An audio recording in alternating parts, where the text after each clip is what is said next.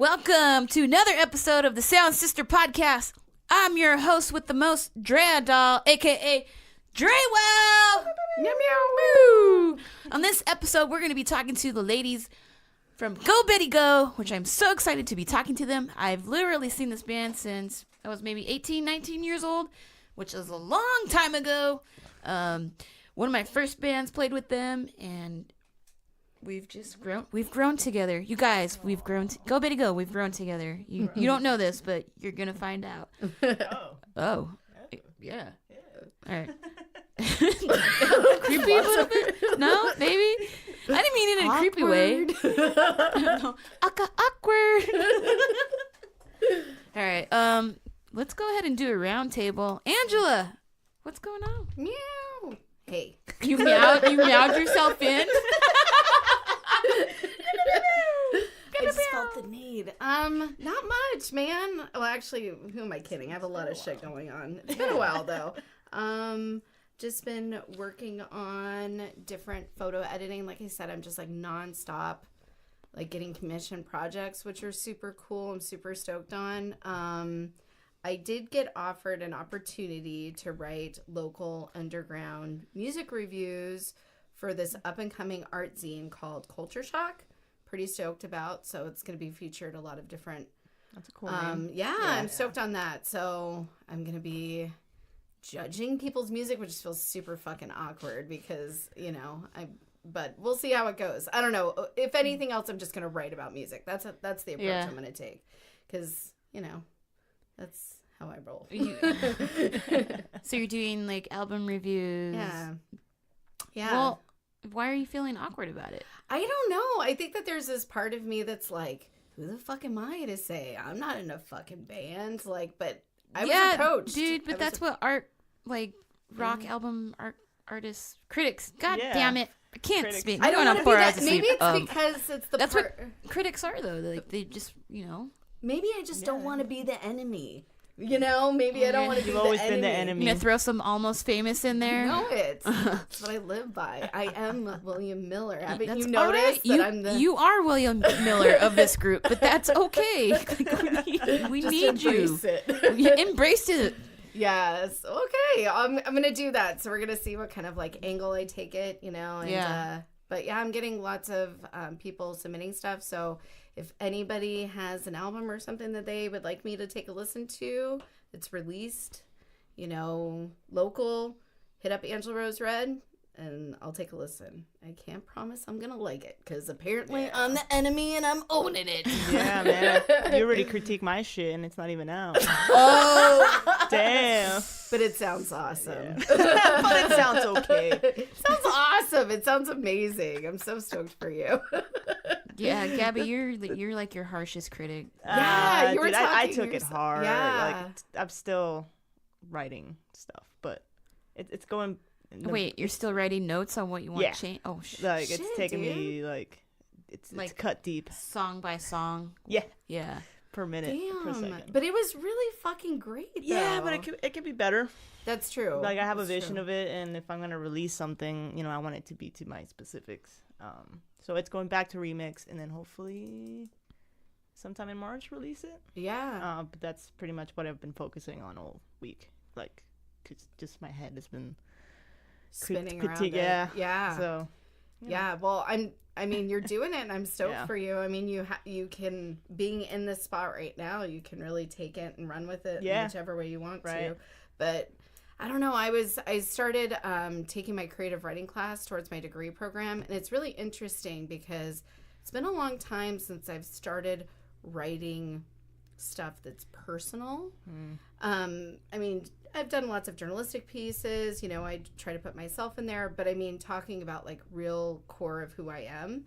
And one of the pieces that they talked about was revising and how you can always like sometimes overwork your stuff in the editing process. So don't try to overwork it, Gabby, because you got a lot of great in there. And I overwork shit. I know, that's girl. what I do. I know. Well, I think we all do that, right? No. There's just it's little things. It's not like crazy. It's just little things that I need to fix. But Yeah, because you shouldn't. I mean, it sounded awesome. And then Friday we're shooting the music video, yes. which you're part of it. So I'm stoked. I'm going to be doing behind the scenes photos, which are like my favorite. I love being such a creeper and catching people. you do take good behind the scenes photos. Dude. Yeah. You take Solid. good creeper photos. You do. You do. Because you look at them, you're like, oh yeah, I was doing that pose. Aw. She did get me Thanks. creeping. I like it. I appreciate that. Yeah, and this past weekend, I had an awesome shoot with this little band that you may or may not have heard of them. They're called the mid-MxPx-tour. It was pretty great. So. Oh, really? Yeah. How did that How'd go? that go? It was good. It was good. They Yeah. were great. Yeah. I loved the entire energy. It was a lot of fun. Yeah. They were good peeps. Yeah. We went down on Roosevelt Row, and it was cool. There was this really awesome chick that lent me her like gear, Gabby, Yeah. and it was good trying out some like different gear and different lenses and stuff. So it was I'm good glad you got change to it up. use it because I still haven't used it. Well, I appreciate True. that. I got to use it before she did. Yeah. That's a true friend I just right there. been Accurate. poking stuff and I'm like, oh, you can see it on your phone, and that's as far as I got. Dude, that's Yeah. some trippy stuff. Yeah, that's is. that's new Yeah. goal, saving up money to upgrade my shit Dude, now. man, So. it's a good investment. Yeah. That's how I make myself feel better.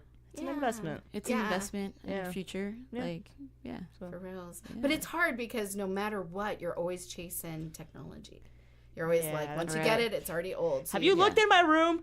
I know. yeah. It's true. I'm talking to like one of the biggest gearheads I know. Dude, I got Yeah. more shit coming tomorrow, and the Of next course day, you do. dude, Rico's like, how Yeah. the fuck does she afford all this? I'm like, I don't know. she makes it work. I make it Hustling. work. I sell stuff. I She's the buy lady stuff. of the night. Yeah, Yeah. sometimes you know. Lady I have a of the website. night. Nice. We should promote you. Just kidding. Well, if we The do have to links go will on not tour, be on the profile, okay? or will they? Or will 50% they? off. If You'll have Oh, to man. You'll have to visit to find out. 4 hours of sleep. yeah. I'm running on 4 hours to sleep. All of weekend. us have gotten 4 hours sleep. And we weren't even hanging out together. We all No. just Yeah, no, we weren't doing anything cool. We weren't No. partying. We weren't like hanging out at I strip was clubs. No. We I was were- doing homework. Yeah. What about you, Gabby? Why didn't you get I sleep? can't say, but let's say I was up very late. Doing some important Gabby business. Yes. Important. Some lady of the night stuff.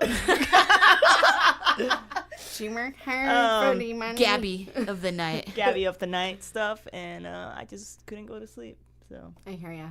you know, it takes me a long time to wind down, even after some wine. Oh, Wow. That's, No box. Dad jokes here. The back swine. The oh, backs, yeah, that's what the happened. backs. Friday. Space bags? Yeah. Yeah. We call them space bags back in the Space day. bags. Oh. Yeah, 'cause you just take it out of the box and it's a bag. So it's a Oh, space dude, that's bag. dangerous. Oh shit. Just me? Just me? All right. Yeah. Okay. See ya, Guess girl. so. Yeah. Yeah. So, Well- what else you got going on, girl? Gabby? That's it for now. That's it You for know, now. we've all Yeah. been hanging out. So. What about you? I don't know. Dre Wow. What do I have going on? Yeah. What's going on with you? Well, I can't talk too much about it. Right. We can't say much. Can't say much. I can't say much. But she's part of the night. I've literally seen Gabby like every day. Nice. I've talked to you guys Yeah. every day. It's great. You have seen me every day. Like almost every day. Wow. We've had. And I we've still been don't hate busy. you. And great. there was one point in the photo shoot you guys did the exact same pose and didn't know that you were doing Drabby. What is it? it. Drabby. Yeah. Drabby. Yeah. That's all right. Yeah. We infamously coined that here. Yeah. It's Yeah. weird because we're also like a few days apart, like birthday wise. Yeah, that It's makes sense. crazy. No, that makes complete sense. We're both Wait. Libras. Yeah. Libras? Mhm. Yeah. I'm a Pisces. Dude, we apologize the same way. It's hilarious. Like, Oh my I'm gosh. sorry you did this to yourself. Oh, fuck. yeah. Do you know what like Pisces are? They're like two fishes swimming in opposite directions. That's my sign. Surprised? No, No. not And at we all. balance Super shit out. emotional, very like sensitive, empathic, creative. I don't know. Right. We're Crazy. very I don't know unbalanced. much about the Pisces sign. No. Yeah. Yeah. Sorry. Libras, man. But Libras, Dude, my mom's a Yeah. Libra. My mom's a Libra, yeah. is she indecisive? Yes. She goes back and forth. Yeah. She's like, yes, But she yes, I does- will. Wait, Yeah, no, I no. will. Yeah. She does provide the Yes. balance. Yeah. One minute I think it's cool, next minute it's not, you know. Yeah. But she Yeah. does provide balance. Yeah. Yeah. Much needed. Yeah. So no, as far as what I did, I can't really get too much into it. We Right. will let you guys know what's going on eventually down the road on a Sound Sister podcast. I have been working with Miss Kitty, though, on getting the Grave Sister logo Nice. situated with that. So keep on the lookout for us to be posting that soon. We're getting jackets, I hear. I think we're getting like motorcycle jackets or something like that. I don't know. So fucking badass. Yeah. That'd be cool. Yeah. I don't know. I rock that. No. But positive news, I have a trip coming up to Temecula to go see Stephanie Flannery out in her private studio, so I can finally get my Jasper portrait. So Which excited. I am stoked on. I can't wait to get it. Gabby was like, "Are you gonna cry?" I'm like, I don't think I'll cry. I think With like the it'll pain. help me like Yeah. get through the emotions. I think maybe Oh. afterwards you might. You know? Do you think I'll be like on Ink Master when they look at it and they're like, Oh my god. or LA Ink when they like look at it and they're like, I think I don't know. Maybe yeah. I think you Yeah. will. You think so? Yeah. I mean, yeah. It's seeing his portrait, and on your skin. don't you wish that on me? I'm just telling you because I know you, boo. But don't worry, she'll change it in a little bit because you're Libra. We just established that. You'll go back and forth, but I'm crying. I'm not. I'm crying. I'm not crying. You're crying. You're crying. You're crying. With tears coming down. Oh, God. No, I'm really looking forward to it though. Stephanie Flannery out in Temecula used to tattoo at Golden Rune Tattoo. Been following her on Facebook and Instagrams for a while now, and just love her stuff. So we're going to be doing a black and gray portrait of him. And I just, I honestly left it up to her. I was like, whatever you feel more comfortable doing, Nice. it's your call. And she was like, let's do black and gray. And I'm like, okay. I think that Let's that's do it. perfect for like Portrait. his personality, like the best photos, and just like the spirit. Are you doing the Halloween type one? I or- think so. Yeah, that's perfect for you. I Yeah, and I told her, just make it like fall flowers, like fall leaves. Like, I think we're framing him out. think. Well, she might do color for the fall stuff. I or- don't know. I'm gonna leave it up to her. Yeah. I I think that's great. Yeah. Let the artist, you do you, boo. Right? Do you, boo? I mean, Okay. yeah, absolutely. So yeah. Just making sure. So got that coming up in March. I will definitely post pictures and show you guys how it goes, and then I will definitely be booking more studio time with her. Sorry, mom and dad. More tattoos. I do that too every Sorry. time. I'm always apologizing with every tattoo I get. Right. By now, I'm just like, look what I got. Like, I'm just like, yeah, Upfront. sorry. There, yeah. Sorry. Yeah. All right, guys, we're not going to be doing the punk rock news segment here on the Sound Sister podcast for this episode. We're actually going to be jumping into something new. When we originally started, we spoke about how we wanted to do segments focused on music business, what it's like to be females in the music industry, and we've got a new segment for you here. This one's called How Not to Be an Asshole in the Scene. Asshole. Thank you, Gabby. I didn't want to edit some freaking. Wait, no.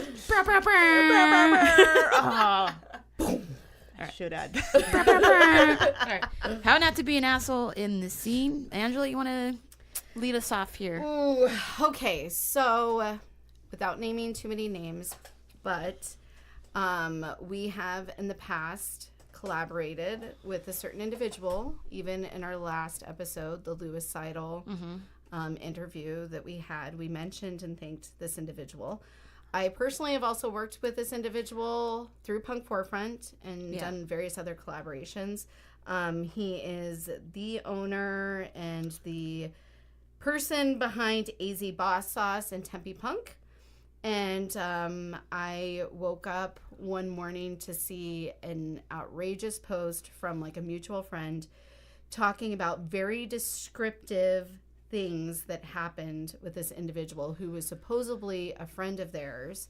Not only physical abuse, but extreme mental and verbal abuse, which is the worst kind of abuse that you could possibly endure.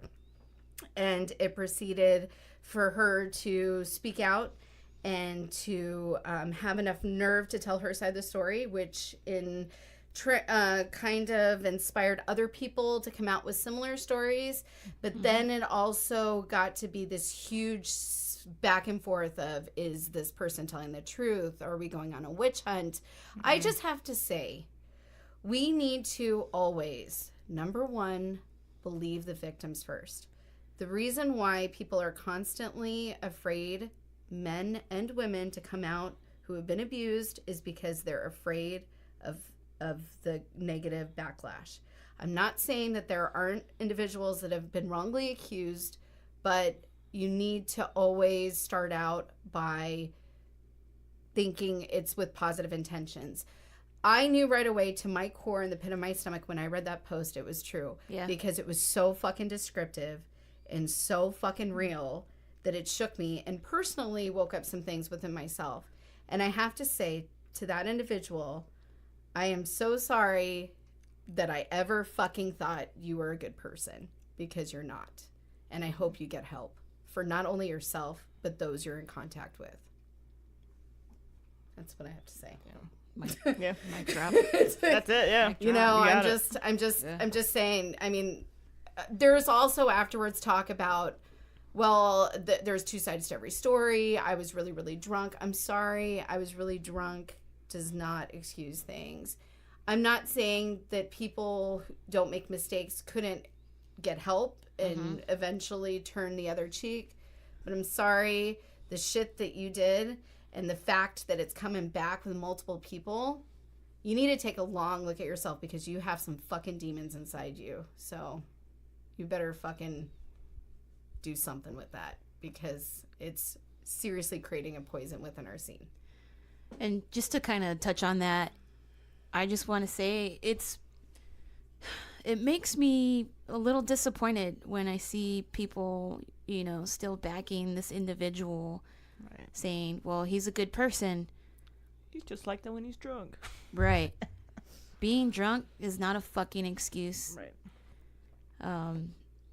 Reading what I read, I was like, this is fucked up. And it just confirmed the feelings I had about this person.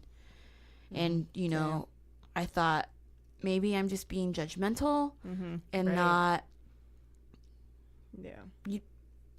But you know what? You need to trust those like gut instincts. I had those same feelings too, man. I never. Yeah. There was some reason I never really like. There was something off about there was it. something off. About Yeah. Agreed. it. And that was one of the things that pissed me off the most, is because I second guessed my gut instinct and still tried to go forward to try to collaborate with this person, try to be like friendly talk. Yeah. Even hugged this individual a couple times. I'm not saying that I wish this person dead. I'm not saying that everyone needs to go and beat his fucking skull in. I'm just saying this person needs to fucking get help, apologize, own up to your shit, and fucking live up to what you did. Yeah. Because it's multiple accounts, not just one. Yeah. And the thing is, you know, we don't need that kind of energy in the scene, especially with females that have been drinking at the bar and having that kind of person out at the bar. We need to keep our venues and our shows safe. So kudos to fucking Yucca for doing the right thing and putting a ban on that person. Yeah. Because there was like no questions asked. It was already banned. And what was really classy about it is that every single person that works there didn't go on bashing that person or highlighting their name. They were just completely professional about it. Yeah. You know? Yeah. So, I mean, total classy. It made me feel good, made me proud to be a part of the scene. The scene. And part of the Yucca family. Yeah. Yeah. Because that's what we are, a family. And we need to take care of each other. For sure. So, thank you, Yucca. Angela, I'm sorry that kind of brought up emotions for you. Yeah. But thank you for sharing. Yeah. I appreciate that. Thanks. Yeah. I really feel my heart. I mean, for one, it's the victim. It's mostly her. Yeah. Not to bring on my stuff at all. It's just that I know that it does shake up. And I know that it shook up other people too that have had a lot of horrible experiences. So my heart goes out to you. So, you guys, do not be an asshole at shows. Be good to each other. So, on that note, we're going to go ahead and break here and jump into a song by our artist featured for this episode. This one's called Saturday by Go Betty Go, right here on the Sound Sister Podcast.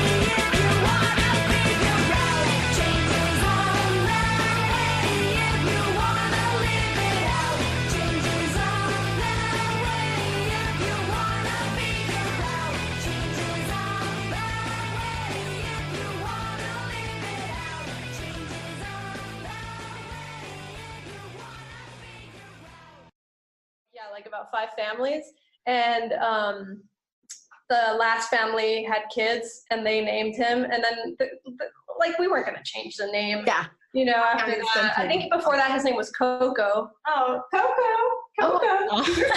Dude, And so we left it at Pluto. I was just like, all right, we have a Disney dog. Yeah. Oh my gosh. No, my dog Barnabas. Yeah. Barnabas Batsy. Yeah. He has a name that we like to say it was his pen name, like when he was in jail. When he was so if you name it, he just like kind of looks at you and like, sorry, didn't need to bring it back, buddy. Sorry. You're safe. That's awesome. What is it? I don't even like to say, well, He's not here. He's not here, so it's okay. One is Phoenix, and then the other one is Hank. Hank? No. He's your question. Oh my god, I know a dog named Hank. His name is Barnabas Batsy. He's got an Instagram account. That's a great name. He'll follow you. Are you trying to get them to follow him? Those My likes. dog. I don't care if you follow me, just follow my dog. Yeah, right? I know. How many times have you seen those like Instagram profiles where there's like, 50,000 followers and it's a freaking dog or a cat? Yeah. What the hell? I can't even get my band to get that many followers. Dude, it was crazy. I posted a picture. My friend commented like, wait a second, that's your dog? I've been following for 2 months. Wow. Oh my god. Well, Famous. I know. That's awesome. Anyway. All right. Yes, we should actually start podcasting now. Right. It's been recording the whole time. Oh, we're recording. We're going. So I figured. yeah, we're going. Edit out the dog stuff later. Yeah. No, we'll keep it in. Keep it in. Yeah. We Music love show, dogs. not a dog show. No, that's the thing about this podcast is Gabby has a Great Dane and a boxer, and Oh, they're so cute. I've seen Yeah. your pictures of your poochies. Frank. That's the Great Dane name. Frank. Frank. Oh, Yeah. love it. He's the boxer. They're such cool dogs. Yeah. They're- I have one of my best friends had 2 Great Danes. They lived to be 13, which What? is Wow. yes. I looked up the Guinness World Record, and I think it was like 14 or 15. You probably know better for Yeah, a Great yeah, Dane. something around Older. there. He's about to hit world record, but he ended up Did passing you away of old feel age. anything specific? Do you know, or Huh? did that friend feed him anything specific, or? Human food. Oh yeah. Like full on like ham and steak and chicken, Oh, so it was like that raw But feed towards- kind of but thing. towards the end, I think she was just like, he's old and let's give him the best life possible. And Right. but I think he used to get dog food in his younger years. He didn't get human, right? You didn't feed him human? No. Sorry. Bad Human dad babies. joke. So good for him. Right. Yeah. Cool. Oh, where'd she go? Nicolette disappeared. She just pooped. I didn't even notice she was gone. Where'd you go? I needed to get a drink. Okay, a drink. She's like, if I'm gonna Oh. sit here and talk to these bitches, so I I got thirsty. Me too. I do have an important question for you guys. Yes. How long have you guys been sisters? That's a good question. That is a good question. Actually, there was a time that Aixa was not my sister. I bring up And some crazy. it is because what?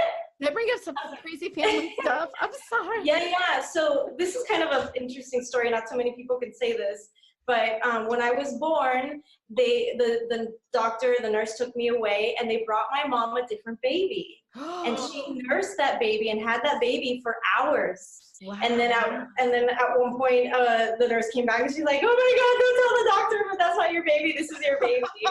And she brought me back. So a couple hours there, that Aixa wasn't my sister. Yeah, and I recently got her a DNA test to take it and to really know if we really are full sisters. Yeah, she gave it to me. just in case. Right. Yeah. Still hasn't taken it. She gave it to me on Christmas, and I still haven't done it. Yeah, she's like, This is insane because That is crazy. I wasn't going to talk about this, but I'm adopted and I actually just took a test myself. So, What That's did you gotta be find? so crazy. well, I'm still in the whole process of uncovering things, but it's Yeah. insane. Yeah, but more, yeah. Have you discovered are you doing it through 23andMe or which one? This one is Ancestry DNA, but I started going to an adoption support group to really help the process along because it's very intense. I was 11 days old when I was adopted. Wow. So we're going to go get Ancestry DNA because that's the jam. I guess that is. Okay. So my husband. Sorry, no, I was just saying with 23andMe, there's a feature there where you see your relatives. Right. Known of people that have been adopted that find close relatives. Right. Even like a coworker might found her mom. Which is insane. Wow. What? Oh, that's pretty. I don't know if she found anyone close yet. Yeah, I found a couple people, but the advice was to not reach out to accidentally out people. So I'm going to try to get to the Ancestry DNA because it's got a bigger pool, so I can hopefully connect with the people. Right, like maybe like a second cousin or not so direct. Yeah.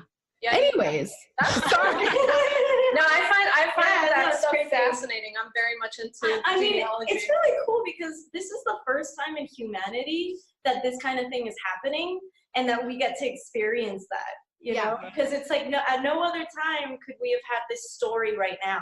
It's kind of bizarre. Yeah, it's true. And to let you know, I did buy the original test, and it took me a year because I was afraid to do it. Oh yeah. And then another friend gave it to me for Christmas, and I had a bunch of people very supportive, and I'm like, okay, it's a sign. Yeah. So, but I mean, what's even more insane about it is that adoptees that have closed adoption records, they don't have rights to knowing their genetic background. And so that's like a huge fight for a lot of people. It's fucked up. Yeah. Anyway, go Betty go. Yes. Yeah. Is that why we're here? We're here. All right, guys. Oh, yeah, go Betty go. Yeah, okay. Well, go Betty go in the studio. Give it up. 50%. Well, thank you so much for having us. This is super fun. I know we've been talking about this since you guys started it out. I think when we were back in Tempe, when was that? 2 months ago? I don't remember at this point. Yeah. I think something like that. I was yeah. Like, hey, we talked about this. Here we are. We're doing it. Do you want to come on our podcast? You want to come on my podcast? We have gear. I wish we were actually there, but I love the studio. It's beautiful. Thank you. Yeah. Good. So real quick for the listeners, go ahead and introduce yourselves. All right, I'm the dog lady, Aixa, and I play drums at times too. And my name is Nicolette, and I'm the singer of Go Betty Go. Who may be my sister. I know, we might be sisters. We probably are. We're probably sisters. Yeah, we have the same birthmark. What happens if you're not? We're still. Then I'm gonna have to deal with a lot of issues. And then I'm gonna have to find my real sister. I never thought I had. And have her join the band too. What if I am your real sister? What a twist! I know. Plot twist. So fun, for sure. You're that baby. I suddenly became cool. Yeah. That's cool. No, yeah. So go Betty go. You guys have been around since I was maybe 12. I don't know. It's been a long time. Yeah, I think so. I think I was around 12 too. Yeah, no. I was 11. No, yeah. I've been doing punk rock, I think, as long as you guys have been doing it. So it's Right kind of on. like they're like Arizona's sister in a way. Yes. You know? We're all, Sure. We're all connected to this. Sound sisters? oh, Stop it with the dad jokes. Damn, come on. We're in our 19th year as a band. That's pretty crazy. We've already graduated high school, and now we're freshmen in college. That's Yeah. how it is. Which, if you can hang in there, it's a pretty cool thing to have. Yeah, you guys have definitely been through a lot of ups and downs, and Who hasn't? Yeah. Oh yeah, I know. I heard a little something with you guys too, which is normal. You know, shit happens. Yeah, it's okay. It's a long road. And We had our breakup and our reunion, and now we're like living happily ever after. It's funny. The thing about like being in a band for so long, of course, like having your founding members is such a cool thing. But a lot of people, and at least for us, have come and gone along the way. And the truth is that they're all so cool. You know, I love everybody that I've ever played with, and it's always been such a great experience that, like, in a lot of ways, being in a band is like being in a romantic relationship, because that love is so real. But the cool thing is that it's a relationship with many people. And as rad as it is to have just the founding members, you know, it's really hard to last 18 years without having people, you know, play 19 years without, you know, needing a singer when the singer left, needing the bassist when the bassist left. We've yet to have to, you know, have somebody cover Aixa or Betty, but, you know. I always told them if if it happens, it happens. They can replace me. It's not that we want it, but, you know, and It's that easy. it's part of the process, you know, if you're going to be around for that long. Yeah. And it's kind of awesome because we play with some great people. I love the. Well, you girls know when we go on tour, a lot of times Michelle can't come with us, and that's not because she's kicked out of the band. It's just that she's the only mom in the band. Yeah. So, you know, she just can't not be there for her kids. She's the one that takes them to school, and you know, whatever being a mom is, like, she has to take care of that. Not that we know. We don't know. You know, the water bowl and leave the kid. But how gracious of her to be able to let them Yeah. let you guys go on. I mean, that's amazing. Wait, they freeze. Your faces freeze. No. Are you guys? Are we buffering? This is the. Are we buffering? You gotta take a photo of this. Oh my gosh, they're gorgeous though. I love them. I wonder if we're frozen on their side. I know. Could you imagine? I'm all. We should definitely play the technical difficulties music right about here.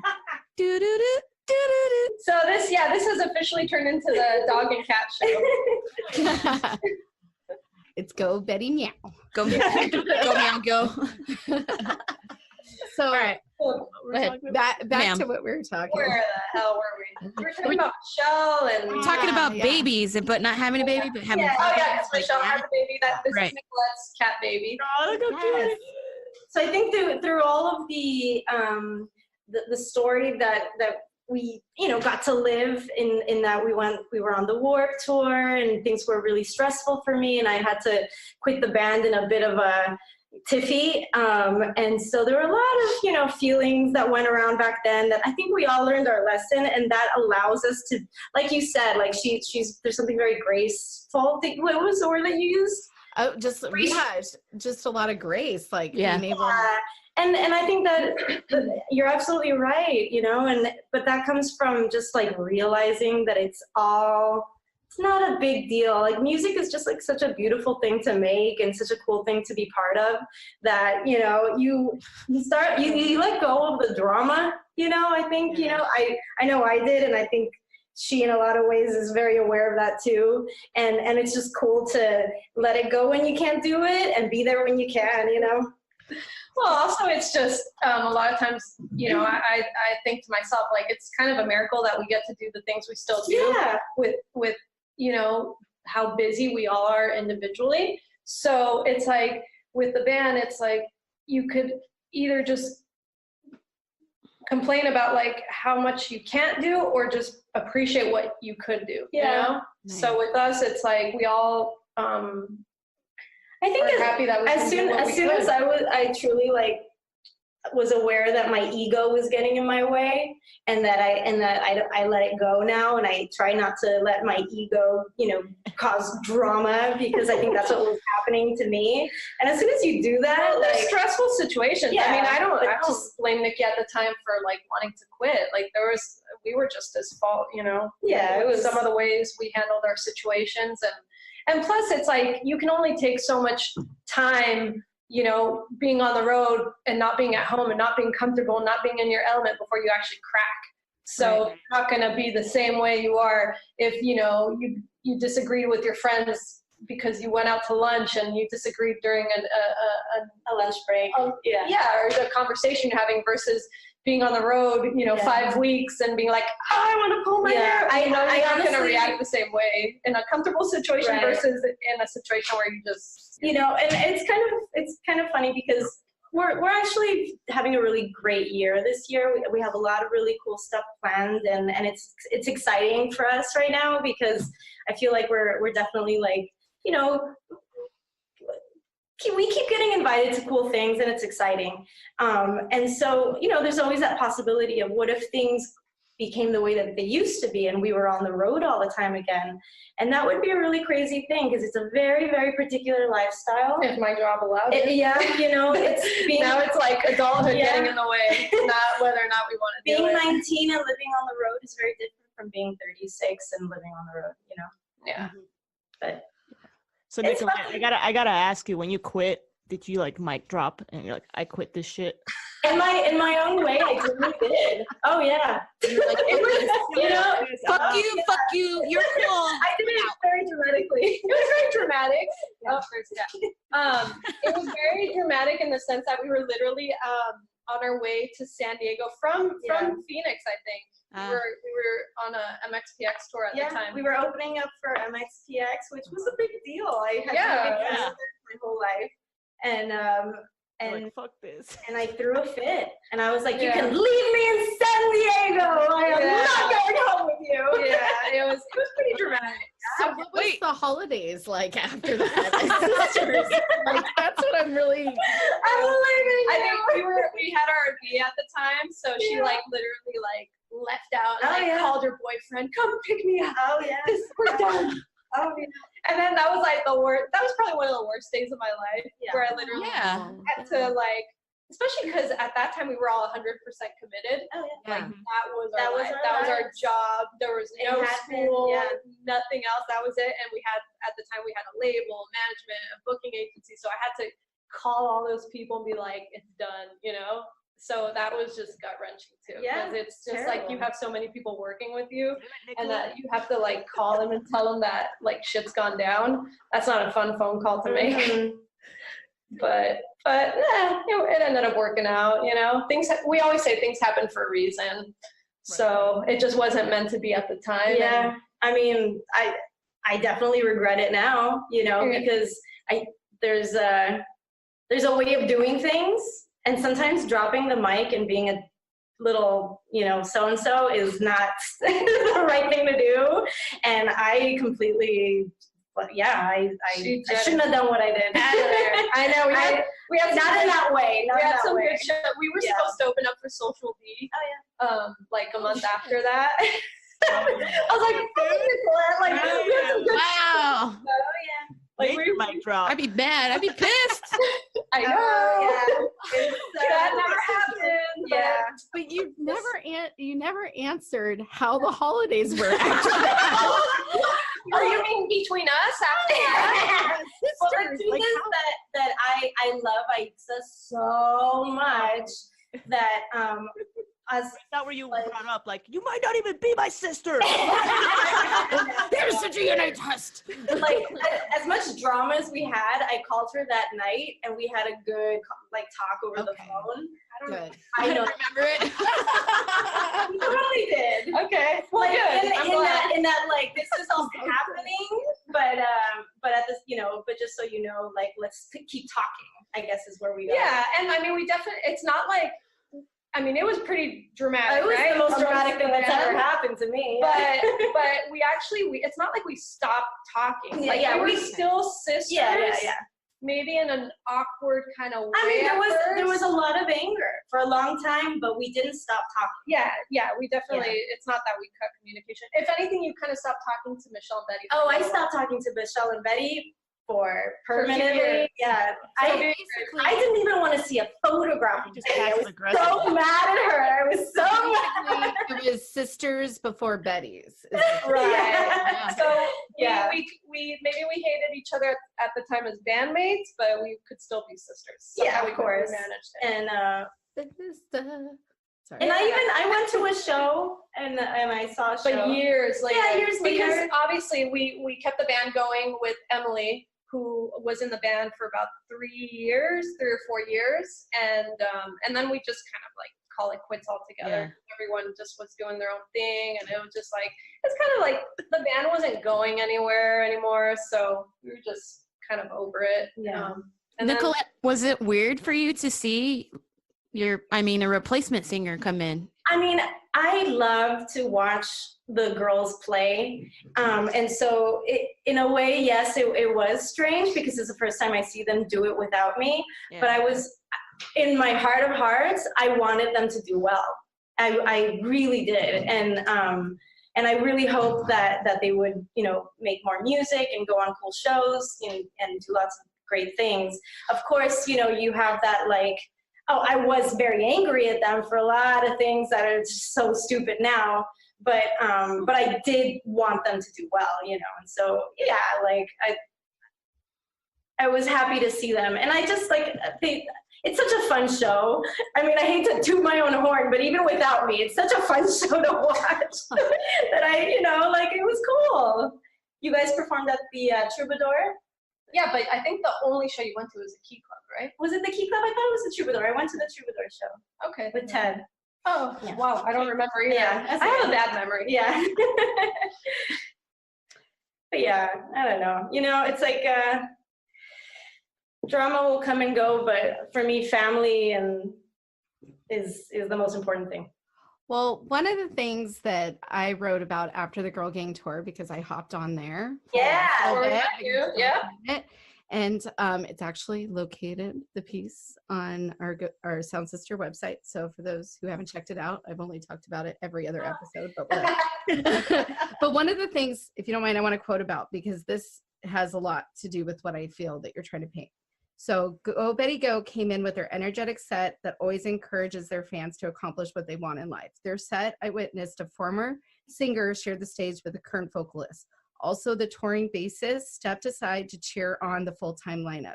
It was musicianship like I've never witnessed before. It was a tour filled with ladies of all ages and backgrounds, building one another up instead of tearing each other down with competition. Aww, that's sweet. Yeah, but I really mean I believe in that.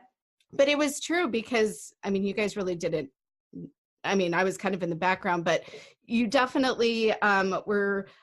Soul could have, the fill-in bassist. Yeah, Soul. Yeah. But she stayed the whole show. And what was that like for Emily to join you on stage? Is that a normal occurrence in LA, or is that just like that was the first time actually that ever happened? Yeah.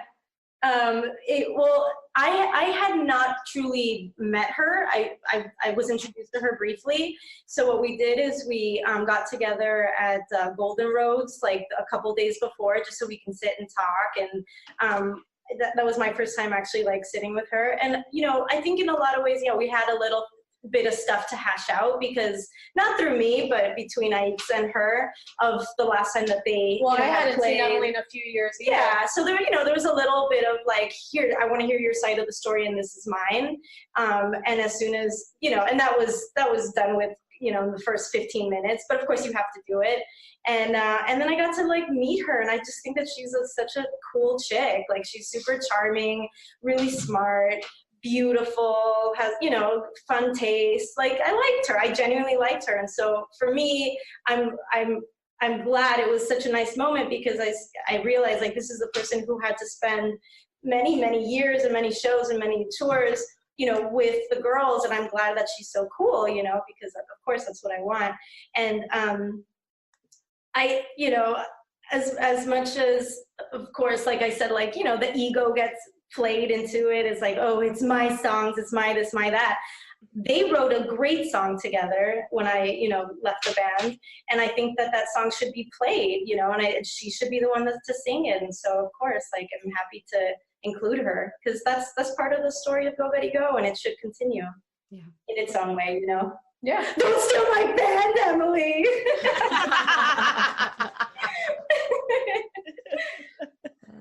Yeah, no, I thought that was really special that we could do that. And at the end of the day, it's just about having fun and being able to enjoy it together. And I think, obviously you girls know very well, because you were there the whole time with this Girl Gang tour. I had never experienced anything like that, where like everybody was a female. I know, that was really cool. All the bands were, cool. and it was great. And I don't know, it was pretty incredible. in a way, it was like, kind of like, why hasn't this happened before? I know. You know? Yeah.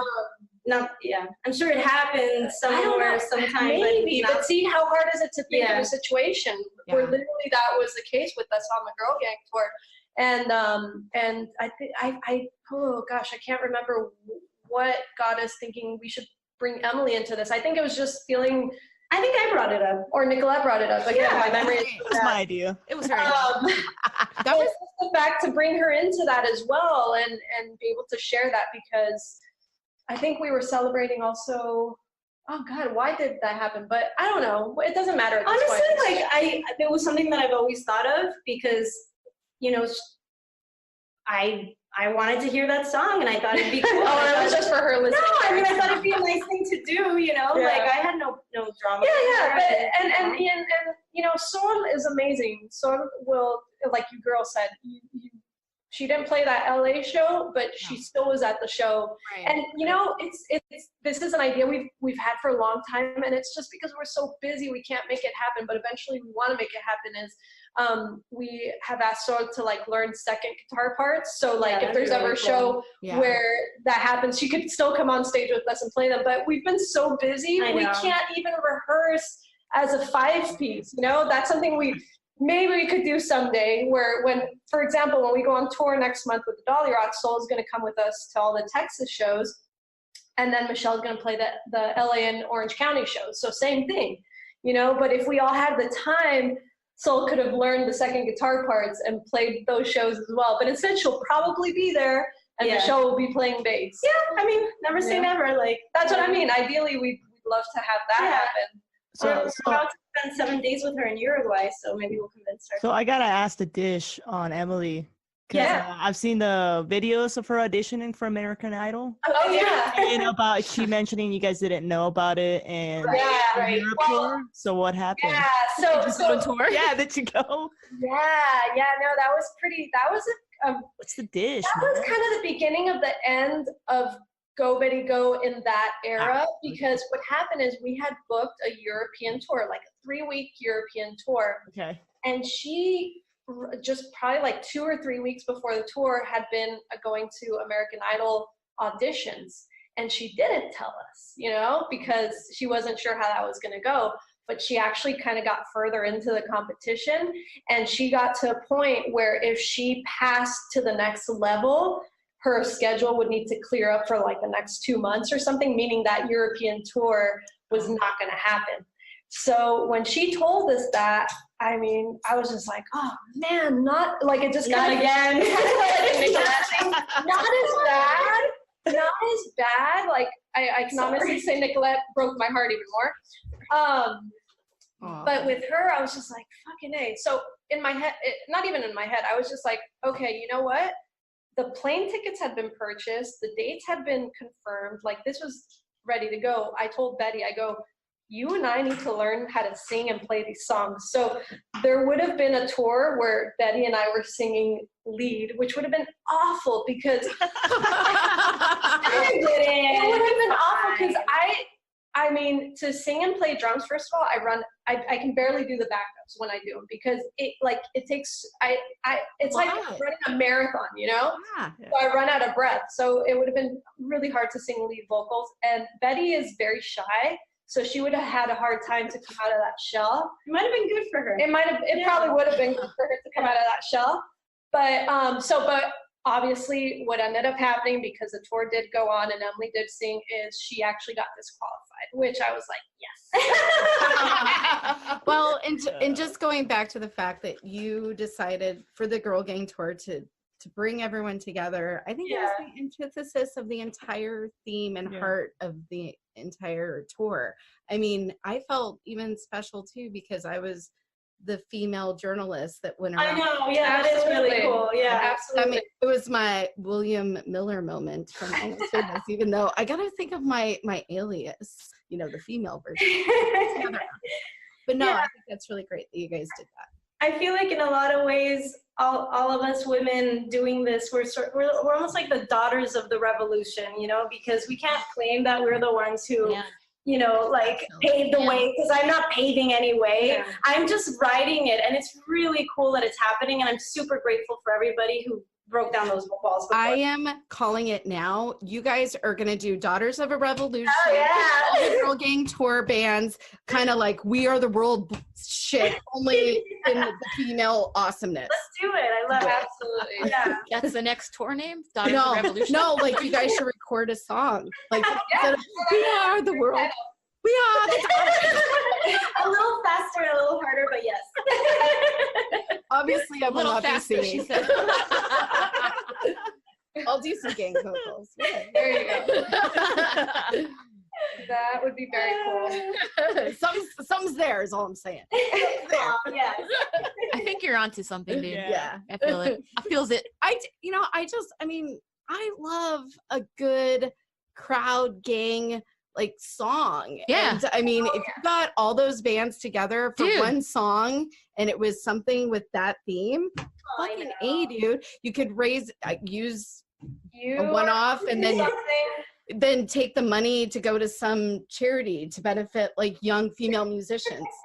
Yeah. Angela Rose Wright called it. We'll work on that. We should. Yeah, like I'm serious. No, like, if you guys write it, we'll drive in and we'll sing on it. Have you guys been counselors yet for the Girl Rock and Roll Camp? No, but I've been wanting to volunteer for. You should. I did it last summer and it's great. Yeah, I don't think my work would let me take the time off though. Or maybe they would. I don't know. Well, I think you should ask, because Fender. Yeah. I can tell them what it's for. I did it. Right. I just did it. I bit the bullet and went for a week. And when I came back to work, my boss gave me not the entire week, but he gave me back like 3 days. That was really nice. I've actually thought He about. also encouraged other people to volunteer, right? Didn't you inspire the? I don't know if he told other people what happened, but he should. But I remember. See, here my memory's coming back. But this time I'm remembering this, that you had told him that you volunteered a whole week at Girls Rock Camp, and that he was inspired by you, and he gave 2 days or 3 days to anyone who wanted to volunteer, and he would pay them. Am I remembering that wrong? He didn't announce it that way, but that's how I remember. Like, I don't remember. Anyway, I guess yes, he did that. I thought that was cool. I mean, that's how I remember it. Yeah. But okay. I think I talked about. Yeah. So many topics to discuss. Yeah. What you got? Should we? I'll throw a comment in there. All right. In 2007, I think your bass player left. Yeah. Something. Yeah. Well, that was Michelle. So weird thing. When I was 17, I like hit one of you up. I'm like, hey, I play bass. I'm in Arizona. Probably, yeah. We're like trying to set up a date in like a month, and then I kind of I vaguely remember that, and I probably still have those emails. Probably that was like MySpace days or something. Yeah, I was such a big fangirl. I'm like, oh my god, that's very cool. And probably the issue was that you lived out in Arizona. Yeah, right. And I was thinking about moving out there for school and stuff, and I'm like, out there too. But then I don't know what happened. Well, we met later in life. Right, so that's weird. Full circle. That's cool. Yeah, no, I mean, moment. We definitely were looking for a permanent bass player at the time. So basically, each one of us have had our own individual fangirl moment with Go Biddy Go. Yeah. That's awesome. Yeah. No, I think the first show I ever played with Go Betty Go was at some place in downtown Phoenix. I don't remember what it was called, but it was my first band called the Dames. And I think it was with Go Betty Go and then the Dolly Rods. Nice. And then we've I don't know. It's a lot now. Yeah, well, back in the day, like when I don't know, 405, back in those days. No, I'm like, yes, those years, yes, they all blur together now. I'm yes, like, she's all looking at you're aging me, but yes. Like you know. Don't say the years. Well, we've been a band 19 years. I know. We never mentioned that. So, Nicolette, I would like to talk to you about your art. Oh yeah, Artist. Yeah. So, I am such a fan. I got so many questions, but I'll try to narrow them down. So I did some creeping because apparently that's what I do. So you can do on the internet these days. You have art director as She one of looked at your LinkedIn. Yeah. Oh, yeah. It was you. So are you currently an art director? Yeah, so I work at a company where can you get me more? Oh, hold on, cat situation. Cat situation. Yeah, so I work at a company called The Refinery, and it's a really fun place to work. We design all kinds of key art for a lot of TV shows lately and theatrical. And yeah, it's a really fun job because I get to basically watch movies and decide, what pictures look good and then put together the posters. So I couldn't ask for a better gig than that. It's a really fun job. You're officially my hero. Yeah. That's awesome. Ever work for you? Yeah. So what came first, the art or the music? I think that I started drawing before I became a singer, definitely. So yeah.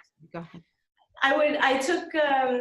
I think I was like in preschool when I realized, ooh, I like this. It brought me a lot of joy to put colors on paper. and I would practice a lot. And in the 7th grade, I took an art class. And, when you just sort of realize you're like, I'm that kind of kid, I was like, oh, I'm an art kid.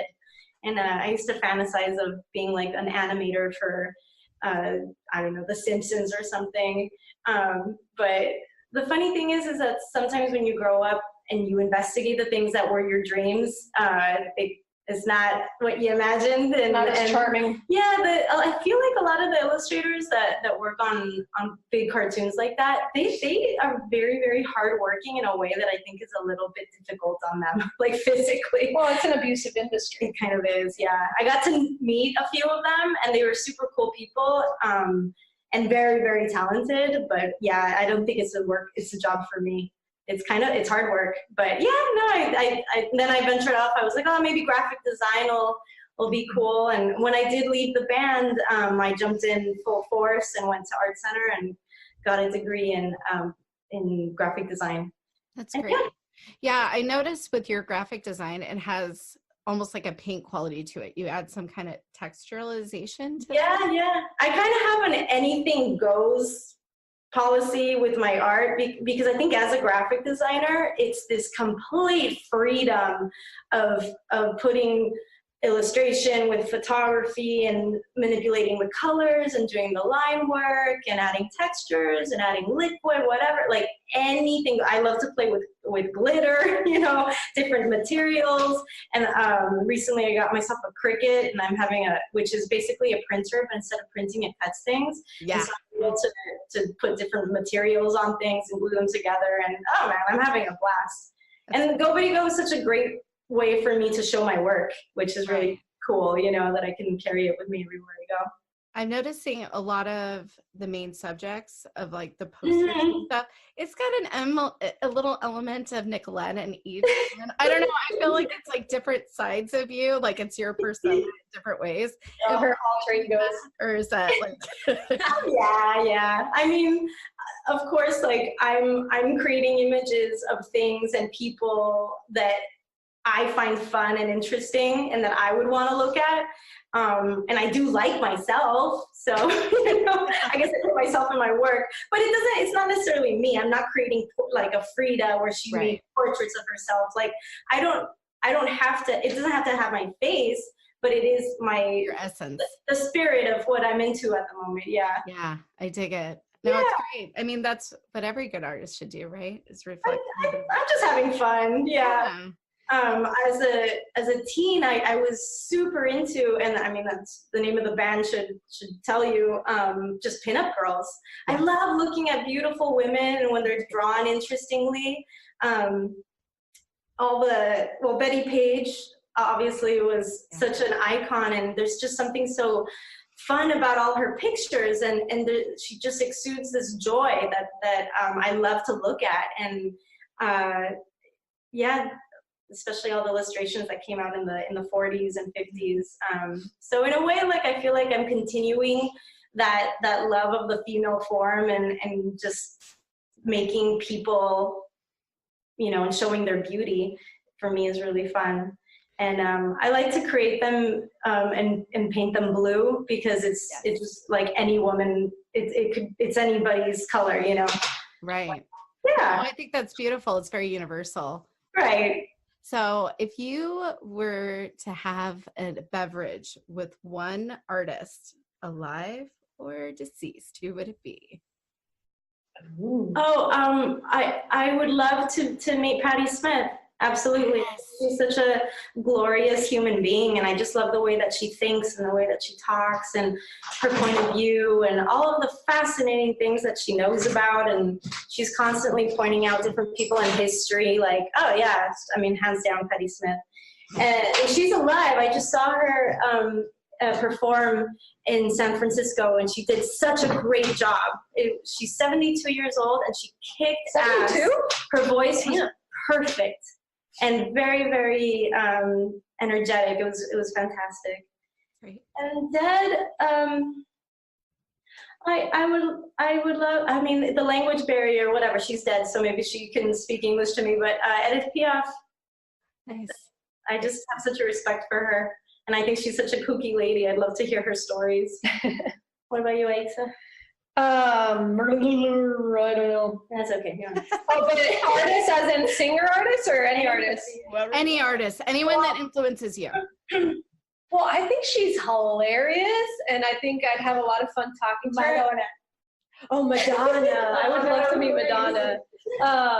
But also Chelsea Handler. Yes. Really I think I'd crack up talking with her. But maybe she'd get along with Nikki more because I don't really drink that much. And I know she always wants to talk to people and drink with them. And so maybe I'd be kind of boring for her.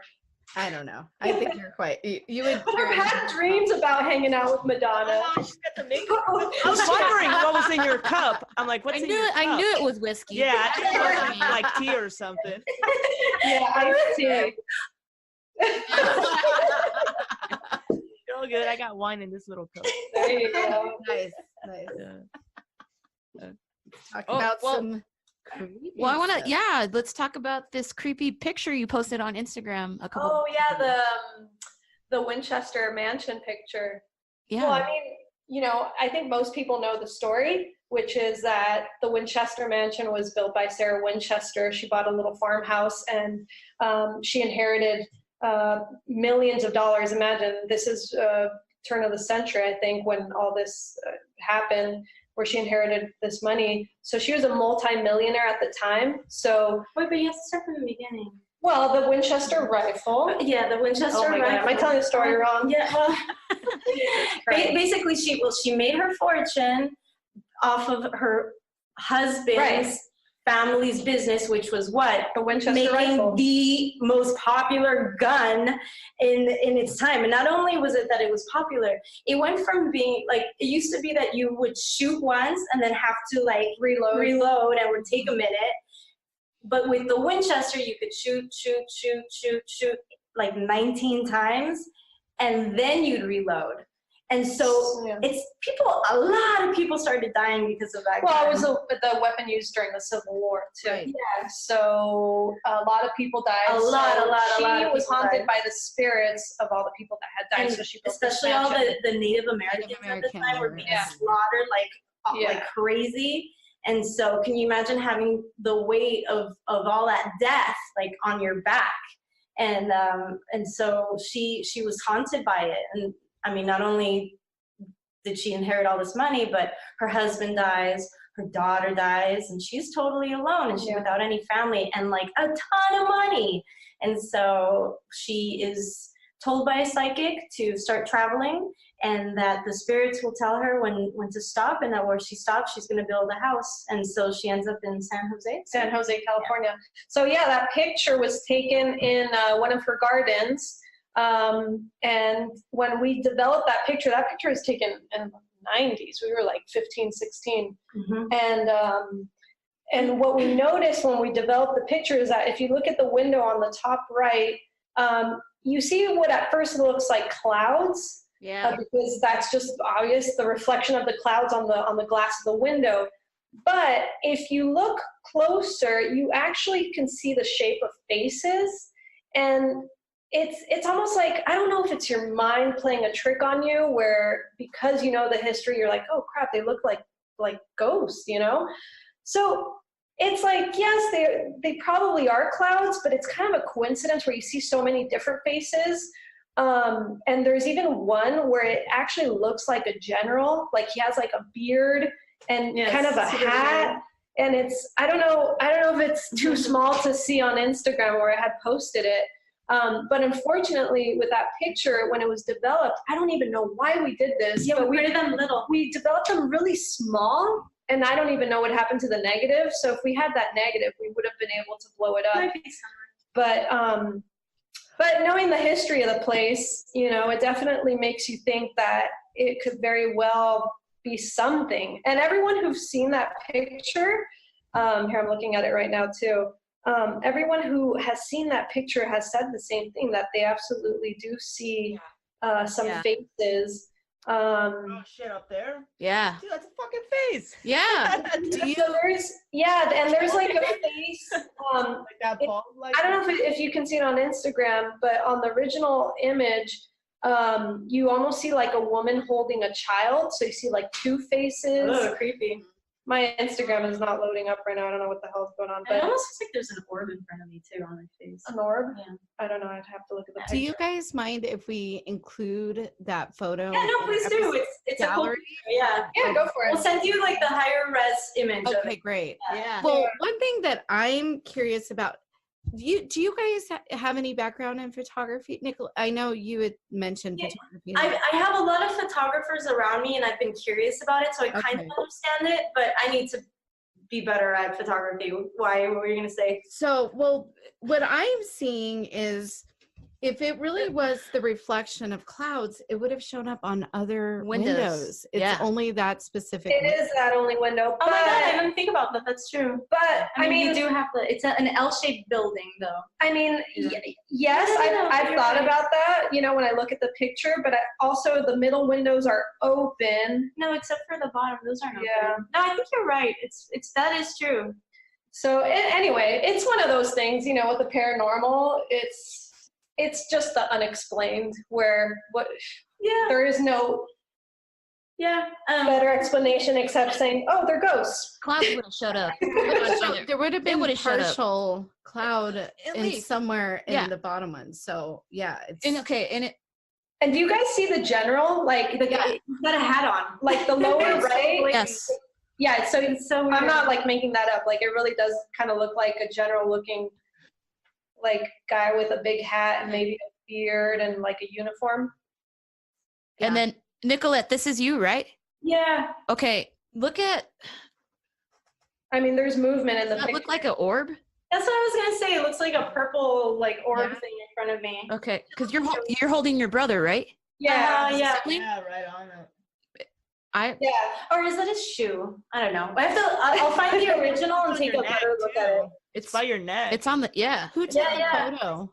Who took the photo? I know when we did the tour Yes, for I that know. house, we were, you know, obviously we were with our parents, and my mom says that as soon as she entered the seance room, Mhm. she got a massive headache right away. I believe it. well, Shit, I see the hat guy. yeah, you see it in the window, I yeah. was looking at the bald looking guy. No, you see a bald guy? Yeah, like on this window right here, he's like facing Oh, yeah. that way.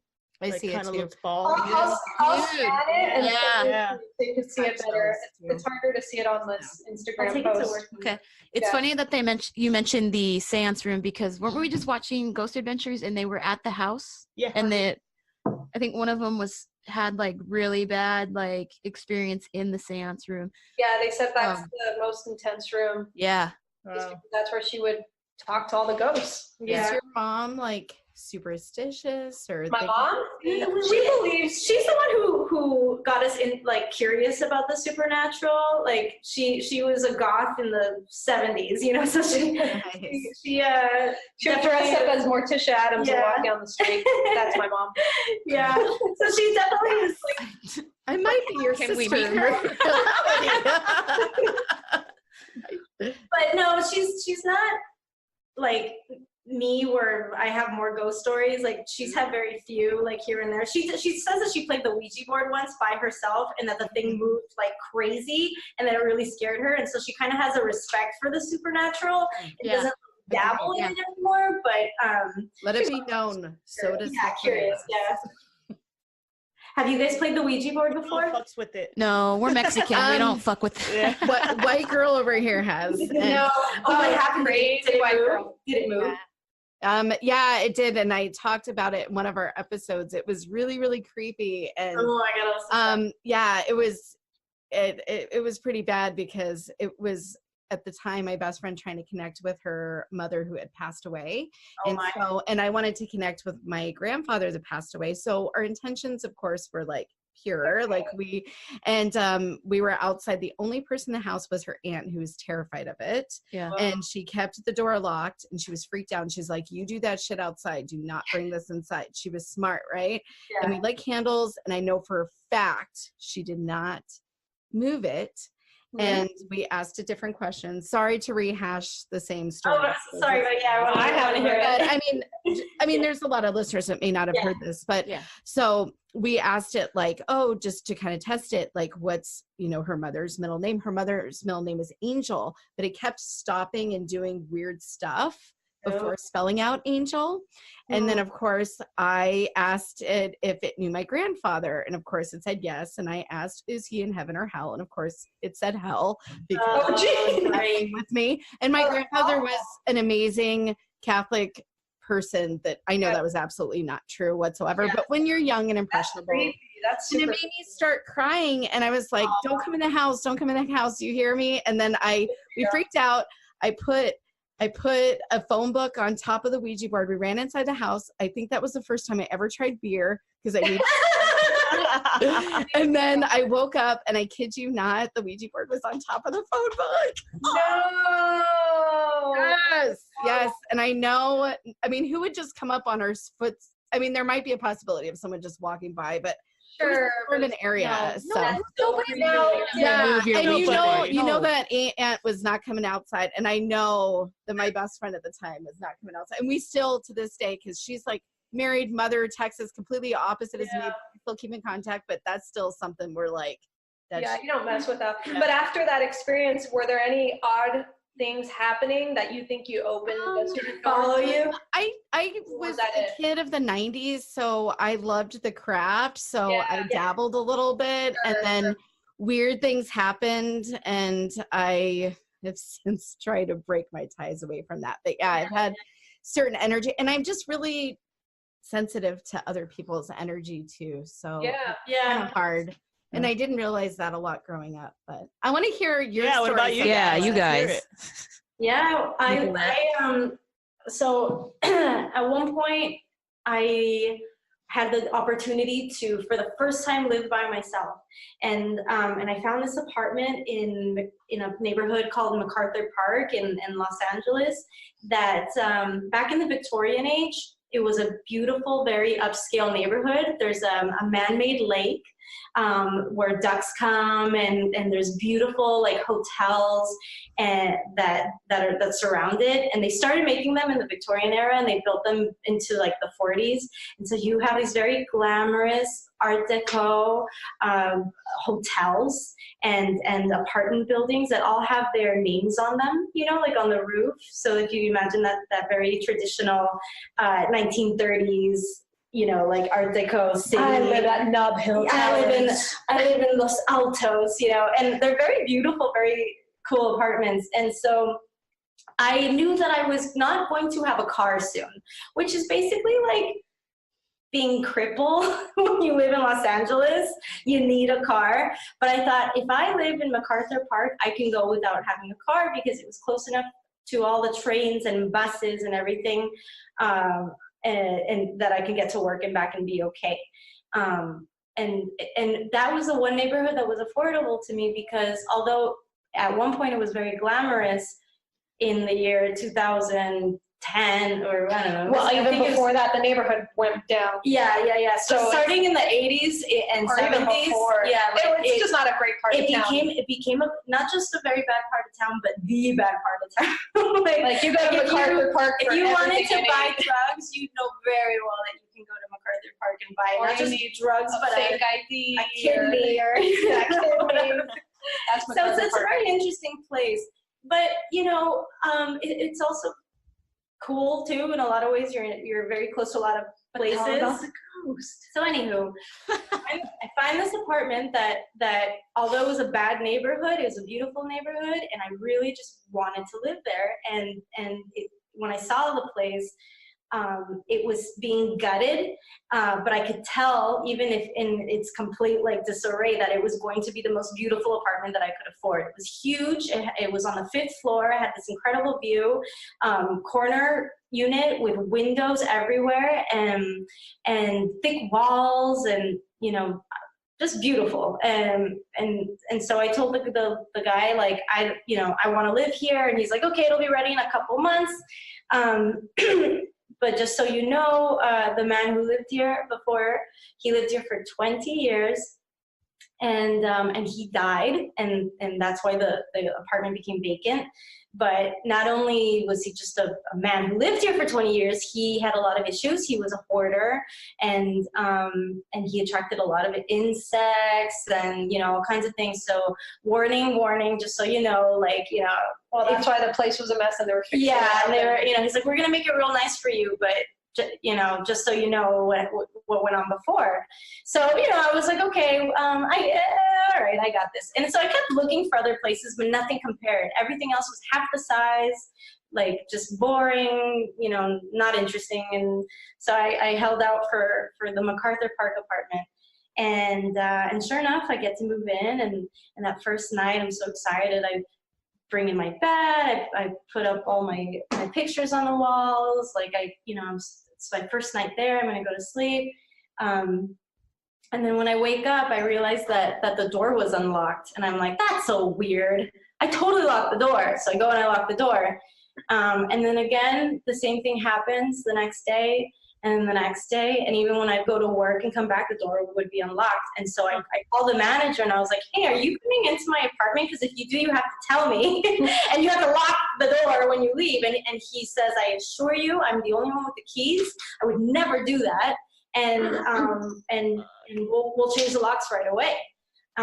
So I had a feeling, that maybe it was James Hardy who was back from the dead. You get these feelings sometimes, and also because I know the story. And so, but I didn't want to. The real scary thing is, what if there's some creep coming into my place? Yeah. So that's living. That's what I really, than the dead. was afraid of. And so we changed out all the locks. Plus, I installed a bolt. And that night, when I'm going to sleep, I hear the click. Oh. And because I had the bolt, I thought, you know what? I'm just gonna pretend like this isn't happening, because I think a defense mechanism that when you're in that situation is to be like, no, this isn't happening. Go to sleep. Yeah. Because I was like, I can't deal with this right now. And sure enough, when I woke up the next morning, the door was unlocked. And so at that point, I just said out loud, I'm like, dude, this isn't your house anymore. This is my house, and you need to respect my rules. I'm a girl alone, and it's not cool for you to be unlocking my door, and enough, and he never did that again. Wow. But he'd do other things, like I clean the house, and I making sure I put everything away. Those days where you're just like, I'm gonna clean everything. Yeah. And then I walk into the living room, and there was a blue cup on the table. What? Tell them about the boot print. And then the worst, the super weird one was at one point, I came home from work one day, did a little bit of cleaning, and then I went out with my friends. It was a Thursday night, and I was out for maybe 2 hours. Just we went to a bar down the street, and I came back. They hadn't even come inside or anything. And when I come back, I go to use the bathroom, and on my toilet toilet seat was boot prints. It was as if a person had stepped in some kind of soot, some kind of black soot, and without leaving any marks on the floor, just was standing on my toilet with the seat down, back to the wall, looking towards the room. 2 perfect boot prints. And I looked at all my shoes, and I'm like, none of my shoes match this shit. Plus, I didn't stand on the toilet. Plus, like, I didn't do it. You know, I live alone. And it was just mind-boggling. I have no idea. And then one time when I was there, yeah. we were practicing in the living room, and we heard like pots and pans just fall, like loud. And we go there, and everything's fine. There's no pots and pans. The apartment itself had very thick walls, and you could not hear the neighbors. You could not hear the people in the hallway.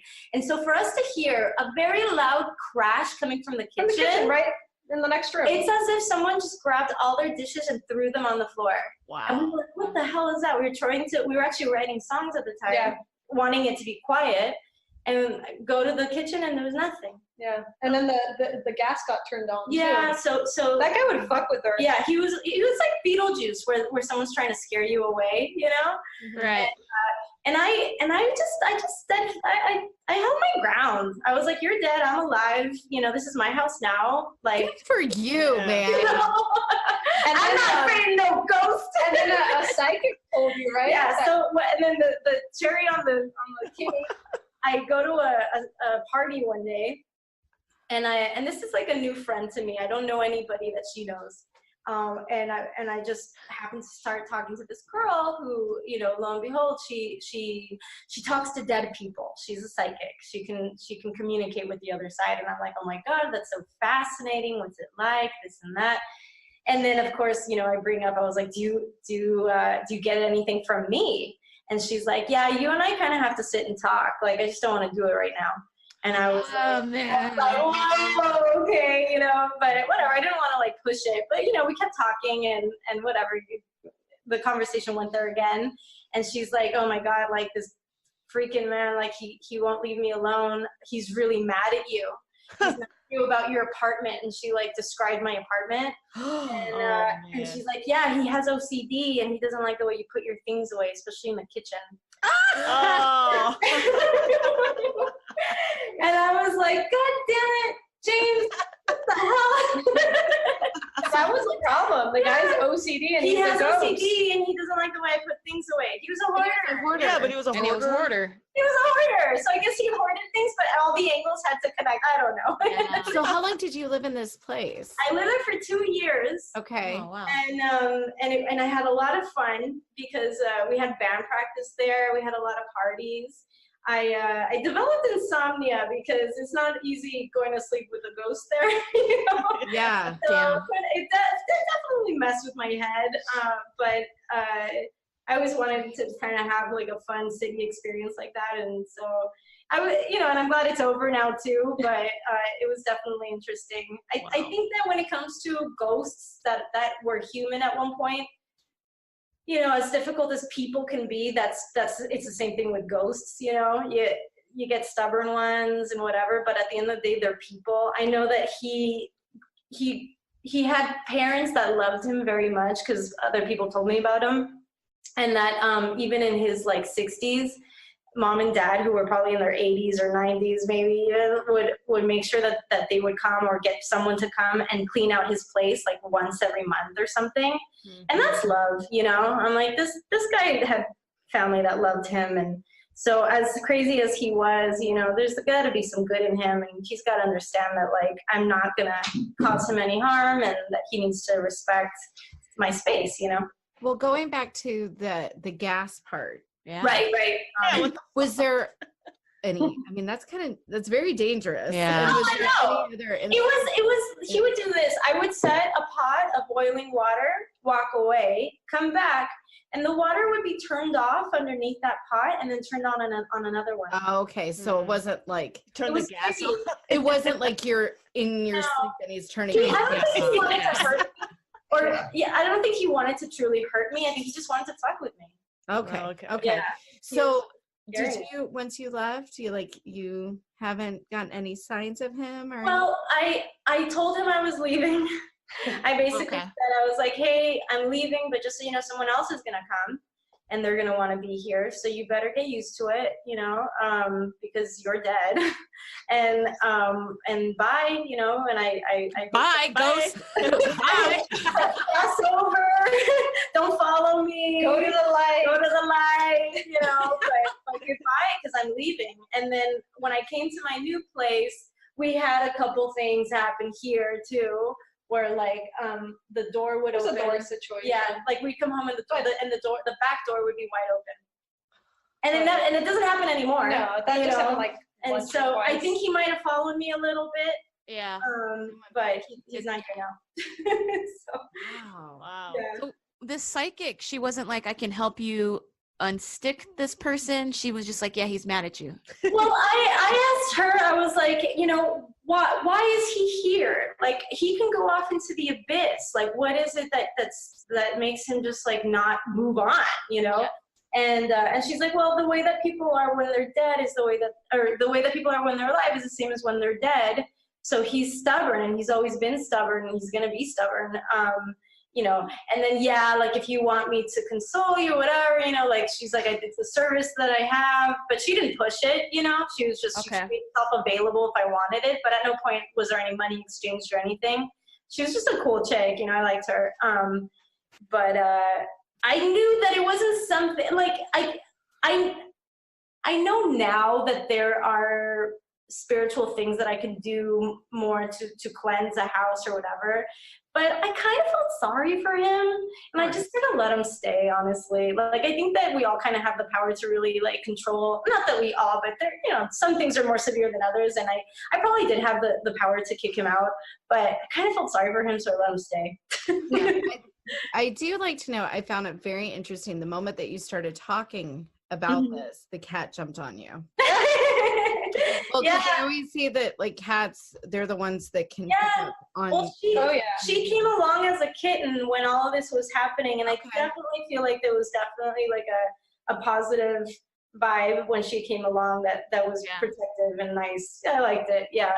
Another presence in the house that you knew of. Right. And she, you know, and that's the creepy thing about cats, is that they'll confirm things for you sometimes, because when you are alone and you hear a noise, you look and you're like, oh my God, did I hear that? Is that me? And then if it's a cat who's looking at the same spot you're like, oh yeah, something came from over there. You know?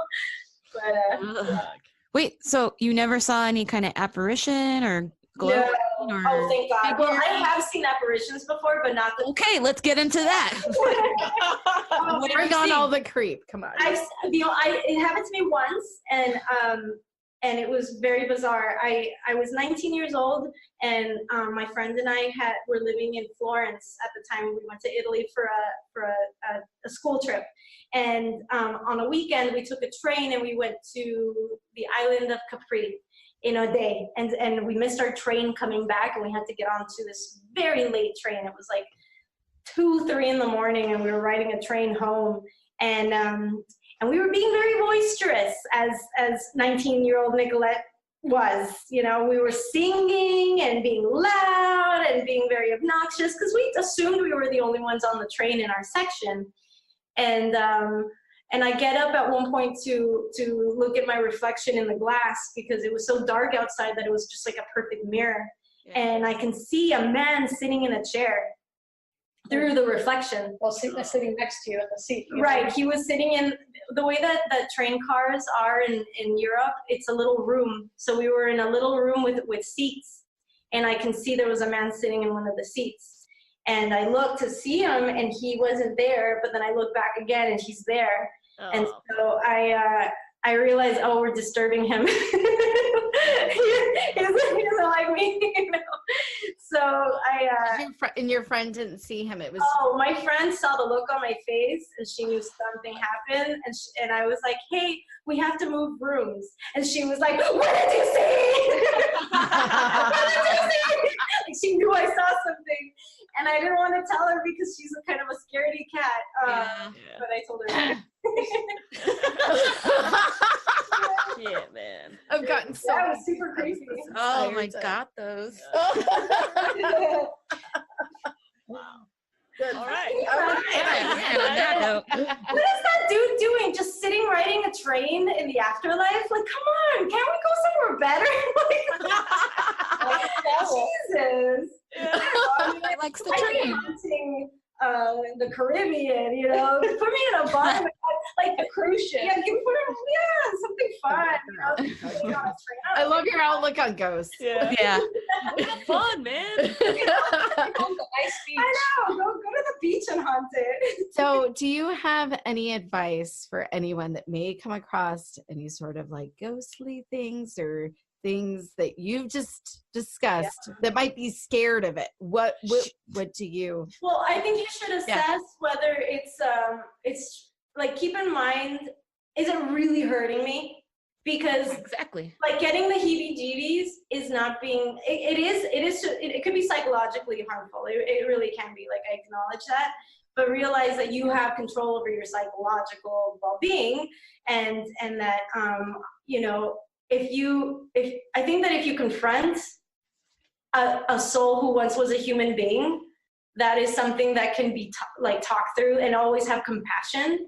So if you see them as a wounded soul themselves, like, remember, you know, how would you treat somebody who decides to stay at your doorstep who's homeless? It's kind of the same thing. Yeah. You know, and it's like, get out of here, this is my doorstep. But what if that person on the doorstep doesn't bother you? What if you don't ever see them or smell them or anything, but you just get a feeling every time you walk through your doorstep? Would you make the same choice? I don't know, you know, like, I think if they were really bothering me enough, like, I would truly kick them out. But at the same time, like, I think sometimes we just have to coexist with things. Yeah. And if they're not hurting you, then just, like, let it go. I don't know. I love going to abandoned places. So right. I photographed inside. I did a series with like an abandoned jail. Oh, that's fun. Really like heavy stuff in certain big time areas. Yeah. So how do you? What's that? Did you capture any images in that place? I didn't see anything out of the norm. I just got a lot of feelings. Yeah. For me, I think for me, it's just always like picking up on the energy, but there's a lot of talk about like spirits that can attach themselves, like harmful ones. So do you have any, I don't know, recommendations on how like you like to shield and ground yourself to prevent that from happening? Yeah, I mean, there's that whole sort of like, if you focus and meditate on positivity, whether that's like a white light covering you, or the love of your mother, or, you know, whatever, just being like, I'm feeling good, I'm in positive vibes, and really, you know, there's exercises you can do, and that worked for me, you know, but like, I really don't know what all of this is, you know, and I'm sure that it's a scale of like harmless dude that used to live in my house to like, I don't know, things that have existed for, or things that are non-human. Yeah, you know, I have no idea. You know, all I can say is that I don't know, and some people, because I love ghost stories, and so I've collected them. Like, I know, or I've heard things that I'm like, good Lord, I would hate to have to go through that. It's like one thing saying like, oh, I had a couple cockroaches in my house, and then another thing being like, we had an infestation that covered the walls, you know? Like, I have no idea how to deal with an infestation. I don't know if anybody does. But I think you just have to really focus on protecting yourself, whatever that may be. You know, I think when you get to that point, just focus on the love and the light and everything that's good, and just try and really like focus in on that. Or just call an exorcist. That's right. Sometimes that makes it worse. Yeah. I mean, peas soup everywhere. It's fine. Well, we had another experience where we did have to put something in, and because do you guys want to hear another ghost story? Yes. Okay. Yeah, I love you guys. So. Oh my God. Here all night. Yeah. We need to have like a sleepover ghost story. I should write a novel. But so Aixa and I bought a cabin I want to say 3 years ago. And Bought a cabin? Wait, you bought a cabin? You have a cabin? Yeah, we bought a cabin up in Big Bear. Oh, okay. Yeah, it's So what you're saying is girl gang cabin trip. I love that. Don't tease us unless you're gonna Bring our We're guitars. gonna do it. Let's do it. Yes. Okay. It's a great place. It was made by a family. The father was, I don't know if he was a carpenter by trade. He was a carpenter. Oh, he was a carpenter. Yeah. So there's a lot of really beautiful pieces. It's a beautiful cabin, obviously made with love, super protected. Everything's from like the late 60s or early 70s, which is super cool. And when we bought it, I found a mirror in the basement. Do you see where this is going? It's always mirrors, man. Always. Right. And I had the audacity to put it in my bedroom. Come on. I know. In the basement. Rookie move. All right. See how I look like, Total lead singer Yeah. move. Lead singers. There's your ego, man. I know, it's always getting in the goddamn way. But so I always had a weird feeling whenever I tried to go to sleep. I would get that feeling that comes, where it's like a nervous energy. It's kind of insomnia, and we have a security camera that we set up in the main room, and it captures the entire room. And it only happened once that we were not there, and it starts filming when it is triggered by movement, and so the camera turns on. And then you see in the corner of the room a shadow move up, Hover away. and then move down, and then the camera stays for a little bit, and then it turns off. Okay, So- you have this so- video. Yeah, we can show you the video. Can you send it to us? Yes. We'll put it in our I'm going to send you my episode. email right now. We're going to put it in our episode comments. Damn. You guys watch our latest music video for Yeah. It's the cabin. Oh, Okay. okay. Oh, So we're not yeah. staying at that okay. cabin. By the way, in that Wait, video. let me finish the story. You might still want to see that. Okay, yeah. So Aixa also plays with another band. Tell them about the other band. So I've played with a band. They're called Miracle Dolls, and they're two twin sisters. I've done shows with them, and they're Native American. They're from a tribe in North Dakota. So they came up one time. We were actually going to rehearse there. Yeah, they had a show coming up, so they Yeah, were we gonna were rehearse. preparing for a show, and they came up, and I told them just spend the night, because they were about an hour and a half away from their house. I go, we're going to rehearse Saturday, spend the night, and then we'll rehearse again on Sunday. And so we had finished rehearsing. We took a break. So I'm thinking, okay, we're going to continue rehearsing. And very politely, they said, you know what, we're going to have to leave now.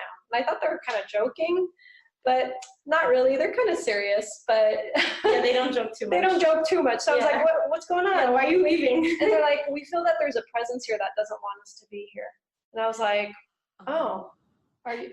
Oh, okay. Well, I'm really sorry, but I don't want you girls to be uncomfortable. So yeah, by all means, if you don't feel like staying here, go home. So they left, and then the next day they brought some tobacco and some sage, and they brought stuff that they've used in their culture to cleanse the place, and they felt better about that. But it was kind of funny, or not funny, but I didn't tell them anything about what Nicolette had felt there, that black shadow we saw, but they picked up on it. And I know with their culture, they're extra sensitive to those things. And our cabin is close to a lake, so a big, large body of water. And they said that, at least in their Native American culture, when you are so close to a large mass of water, that spirits tend to be attracted to water. And that's one of the reasons why we might have a spirit there. Wow. I don't know, So but they picked like to hang out in pretty but places. honestly, I haven't felt anything weird at that place, and I've been there, a lot. Yeah, Nicolette, I I think, is sure just have. more sensitive Yeah, to I those sure things. It's not that I don't believe her. I definitely saw the shadow in the video, and I can't explain that. But I don't feel a negative vibe there, That's so good. I know everybody tells me, whenever I sleep in your room, I sleep so nice. And I'm like, that's cool, because I can't. I think I can't some people are just extra sensitive I just cannot to fall asleep. things like that, and Nicolette probably is. And Oh, great. And no, I'm glad I'm not, because I don't want to be feeling those things. Yeah. Creepy heebie-jeebies. Yeah, we imagine it's probably the owner. Maybe the previous owner. Yeah, who built that place, and he passed away, and that's kind of why they sold the property. So Yeah, I mean, I guess he was just devoted to that place. He really liked it, but we move on, you know? Yeah. You guys didn't see those orbs? Where? Like flies? Where? In there? You No, guys did I not have see been that seeing shit? shit. I saw some shit behind you, and I didn't know what it was, Nicolette. And then you like went We have a lot of moths. okay, because I was like, what the fuck is happening right now? moths And it went in flickering front of you, and then it did some weird thing, and then another one came up, and it Yeah. okay, you got moths. Okay. Okay. Gabby's like, there's orbs! I just Every time you bring up some, I keep getting goosebumps, but they go. Yeah. And they go. So those girls will probably be able to answer those questions way better than me. I mean, the Native Americans have such a rich history and ideas And they're more in of touch with the spirituality. spiritual Yeah, it's fascinating. world. Oh, I love to hear about all of the myths and legends, you know, of the creatures that they've, you know, seen and that exist. But So would you? That's the ghost talk. I think it's an ongoing thing. There's times where I feel like he's there, and there's times where he's not. So we'll see. Eventually, hopefully, he goes away. So then you would say you're a believer in ghosts then? Yeah, I mean, the truth is that you know, I don't know what it is. I'm guessing that it's our consciousness that continues, but what does that even mean? You know, so Yeah. I'm just listening to the stories, and I know my stories, and that's all I can go with. You know, some people have them, some people don't. I have a curiosity about what's going on in the afterlife and spirituality and everything, and I think that there's nothing more kind of fun and interesting to hear than you know, people's stories of bizarre things that cannot be explained. You know, so. I'm kind of with you on just it's leftover energy. I kind of have something similar right now. It's going to sound funny, but I have a pair of shoes in my closet that constantly move.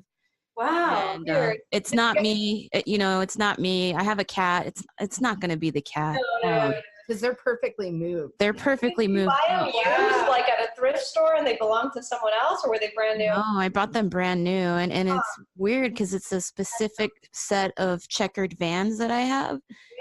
So is that maybe like leather? I know, What? we're dead animal. Yeah, I mean, past. leather shoes. I'm surprised they're not haunted more often. You know. Yeah. No, the thing is, going back to that, just saying, like I was telling you guys, you were saying, well, why don't you try to get it out? And it's like, you know what? It's moving shoes. It's not exactly like it's not. If it was being like malicious and like really fucking with me, then yeah. But move the shoes. I don't care. I ask it. I say, hey, don't move the shoes. But I mean, I had a lot of stuff in my house that I kind of held on to, and I just recently moved, and I had a friend in one of the jail photo excursions that you do not do, which is take something. And and I had it in a closet, and it freaked, and I'm telling you, like, when I moved, I purged so much stuff, and that was one of it. I feel completely different now. That's always the plot of a scary movie. Oh, Someone who took something from a place they shouldn't have, and I don't know why. Like, I mean, it's weird. It's weird, you know, because you know, weird thoughts would pop in your head, like out of nowhere. You're like, why am I thinking this? This isn't like me, and I don't know. You just left it in your closet for years. Not my clothes. Wait, closet. what was it? It was like they were the things that they kind of take prisoners to kind of like not Handcuffs? no, they weren't handcuffs. They were like these leather type things. They were kind of like basically the reason why I had them is I was going to use them in a photo shoot. no, I know. but I didn't take them. Somebody else did. And I'm like, okay. But I had this closet that I kept a bunch of other costumes and things like that. So it wasn't like my everyday. Yeah. And it was downstairs. It was away from, like, you know what I mean? But still, no, that's my old place. Like, it's not even. Well, you got rid of it. Yeah. And I actually like apologized, you know, out loud for, you know, even though I didn't take it, but it, you know, was. I think that stuff helps.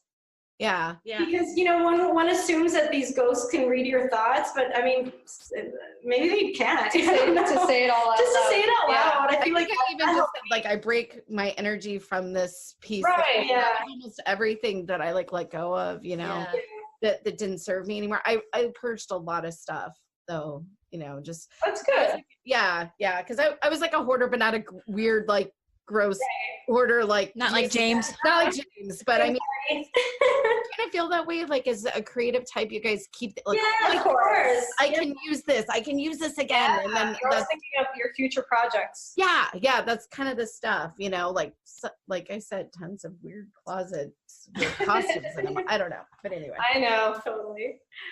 Oh man. Right. I feel like I was announcing something. I was let's kind of segue out of the ghosts. Talk about what Go Betty Go's actually working on now. Actually, tomorrow we are announcing, and I can say this now because when is this going to air?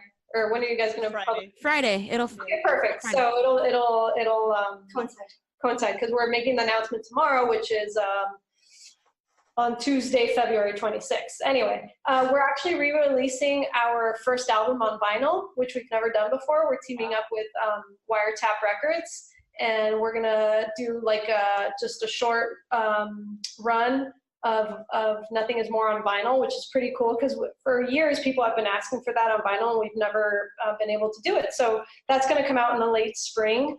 And then we are working on new music, so hopefully we could get into the studio when we get back from our tour next month, because we're going to go on a week or so tour with the Dolly Rots, who are really good friends of ours, and we've toured with them before, and it's a lot of fun. It's crazy. There are only 3 people in a band, but they have like 9 people come with them. It's insane. They're like a circus. Well, it's Louis and Kelly, so they're a married couple, and they have 2 kids. So then they have to bring a nanny. Then they have the merch person, and then a driver. It's just Wow. This is real life. Yeah. This isn't a setup for a joke. No. No. So we're gonna go on tour with them. So it's always a blast. I love the kids. It's gonna be fun. Yeah, it's fun. And then we'll be doing punk rock bowling, and then we've got some other stuff coming later this year as well. But hopefully my goal this year is actually to release new music. It gets hard because we're all on such different schedules. Yeah, and we've we've been like demoing and just like writing stuff, and there's some good stuff. We tend to do things together to actually like get things done. So that's why, I mean, it takes us a while to actually get things done, just because the 3-4 of us that get together need to be together to finish, But Right. we're on. So hopefully we can see that come out sometime this year. And we've got the Warped Tour too that we're gonna do in the summer. Oh shit! No, it's okay. Can you cut that out? You can leave it, right? Actually, March 1st they're announcing the bands. So Well, what is Friday? March. March 1st. Look at their calendars. Hold on. That's why I didn't say it. Friday's March 1st. Oh, Friday's March 1st? Yeah, so technically. Okay, then perfect. Okay. Yeah. You heard it right here. Yeah, you heard it first. Right here. They announced the pre-sale tickets, and they didn't want anyone announcing what bands are playing until March 1st. So if this airs March 1st, just did. There's that. Yeah, it's gonna be awesome. It's gonna be in San Francisco, and it's I guess now since we're talking about it, Warped Tour is doing a 25th anniversary show, and the one on the West Coast is a 2-day festival in San Francisco, and we're gonna be part of it, which was very exciting.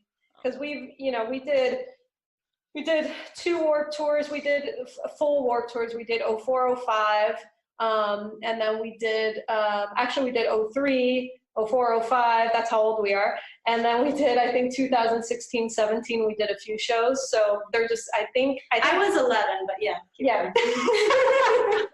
I think the idea is that they're getting bands that have performed. Being that last year was their last year as a full-on tour, they're doing a 25th anniversary, and they're asking bands that have done it in the past to come back and do the anniversary show. So it was very nice of them to think of us and have us on. cool. Yeah, that's awesome. And And you broke it here. They broke it here, right here on Sound Sisters. Oh shit!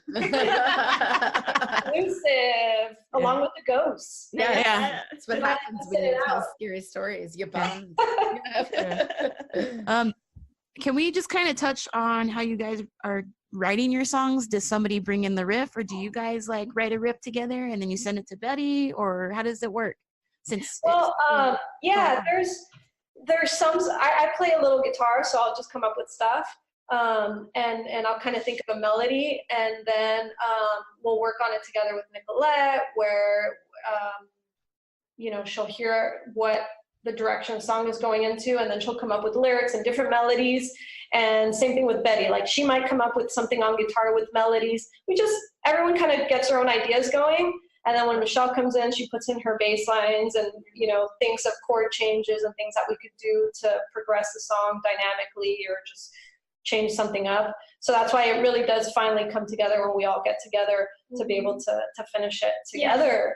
Yeah. This room sounds really good, and if you could see, this is a living room of where we live. Aixa has her drum set there, and then and we just set up around here, and yeah, there's just work things out. There's times where I feel like I'm in the groove, and all I have to do is hear like the guitar with the drums, and the melody will come to mind, and then I'll sing it to them, and they'll improve upon it. And then once I get that melody, I just listen for what words are going to come at me and what the conversation is of the song, if it has a theme, or am I just talking gibberish until the right one comes up. And sometimes like it just comes to me whole, and sometimes it's just a word that sounds right, and then I'll build like a whole story around that word. Yeah, it's just like, and there's times where I'm like, I don't know. We'll work on that tomorrow. Yeah, we'll leave it for another day. But no, I think that when we schedule time for this, that makes us sit and focus. And yeah, and having the cabin is awesome, because when we go up there, Aixa just can, show me whatever ideas she has, and we work on stuff. Yeah. Do you ever find that you find yourself in writer's block? Yes. I want to sing about.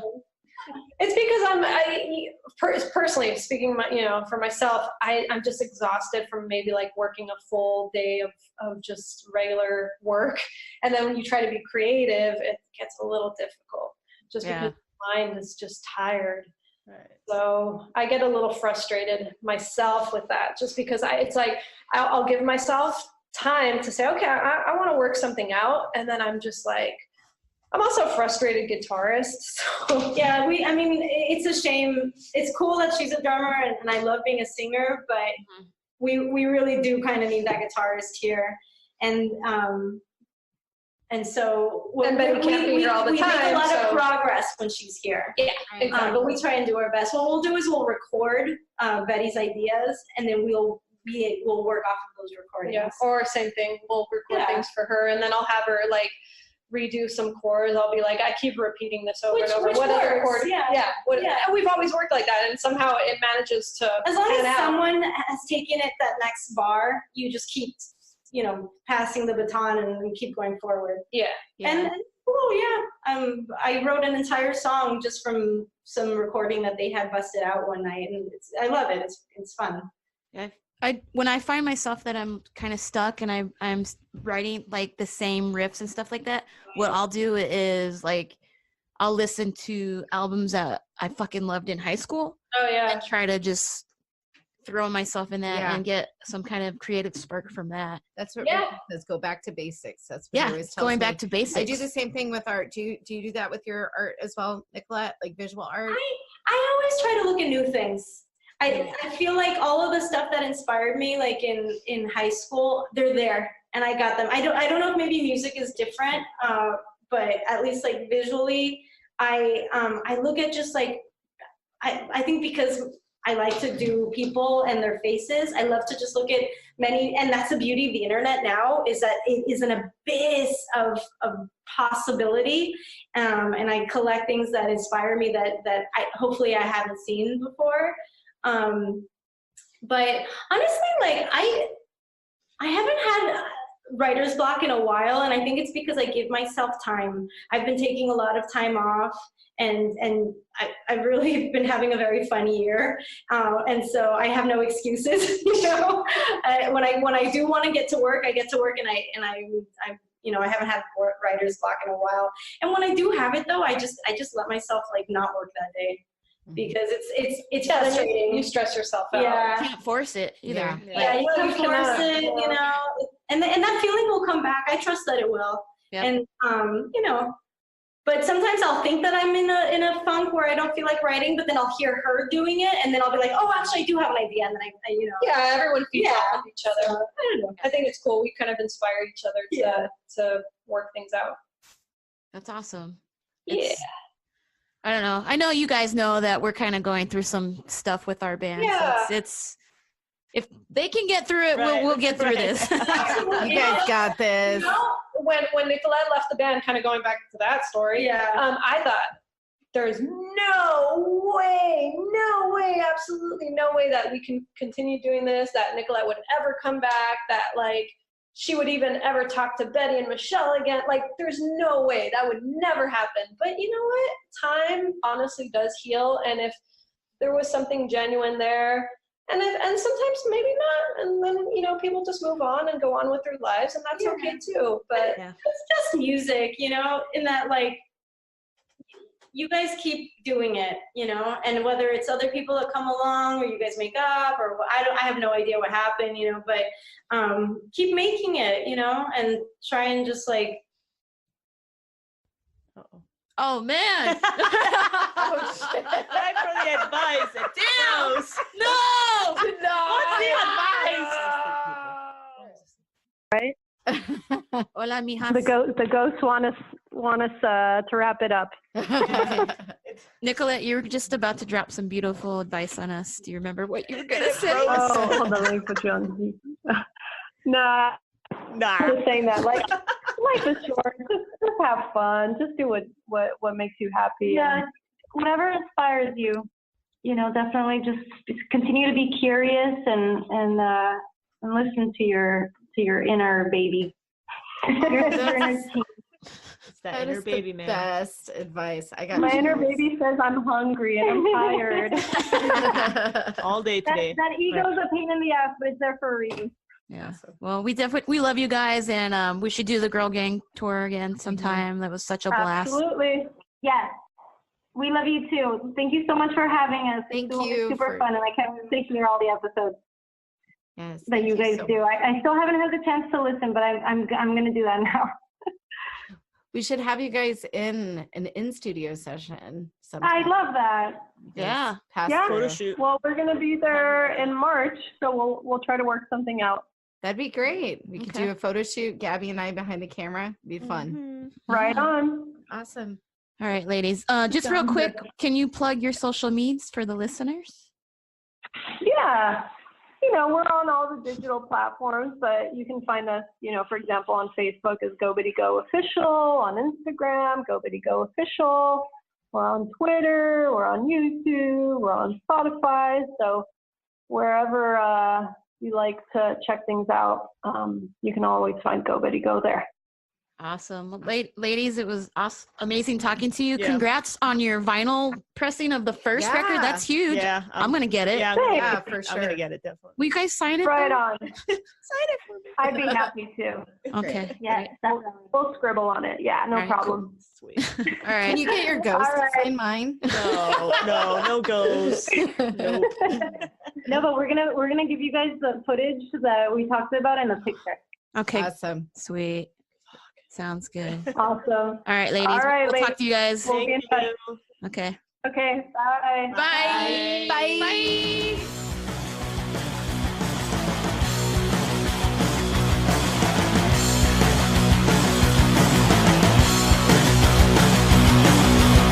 You've gone too far and you're out of time.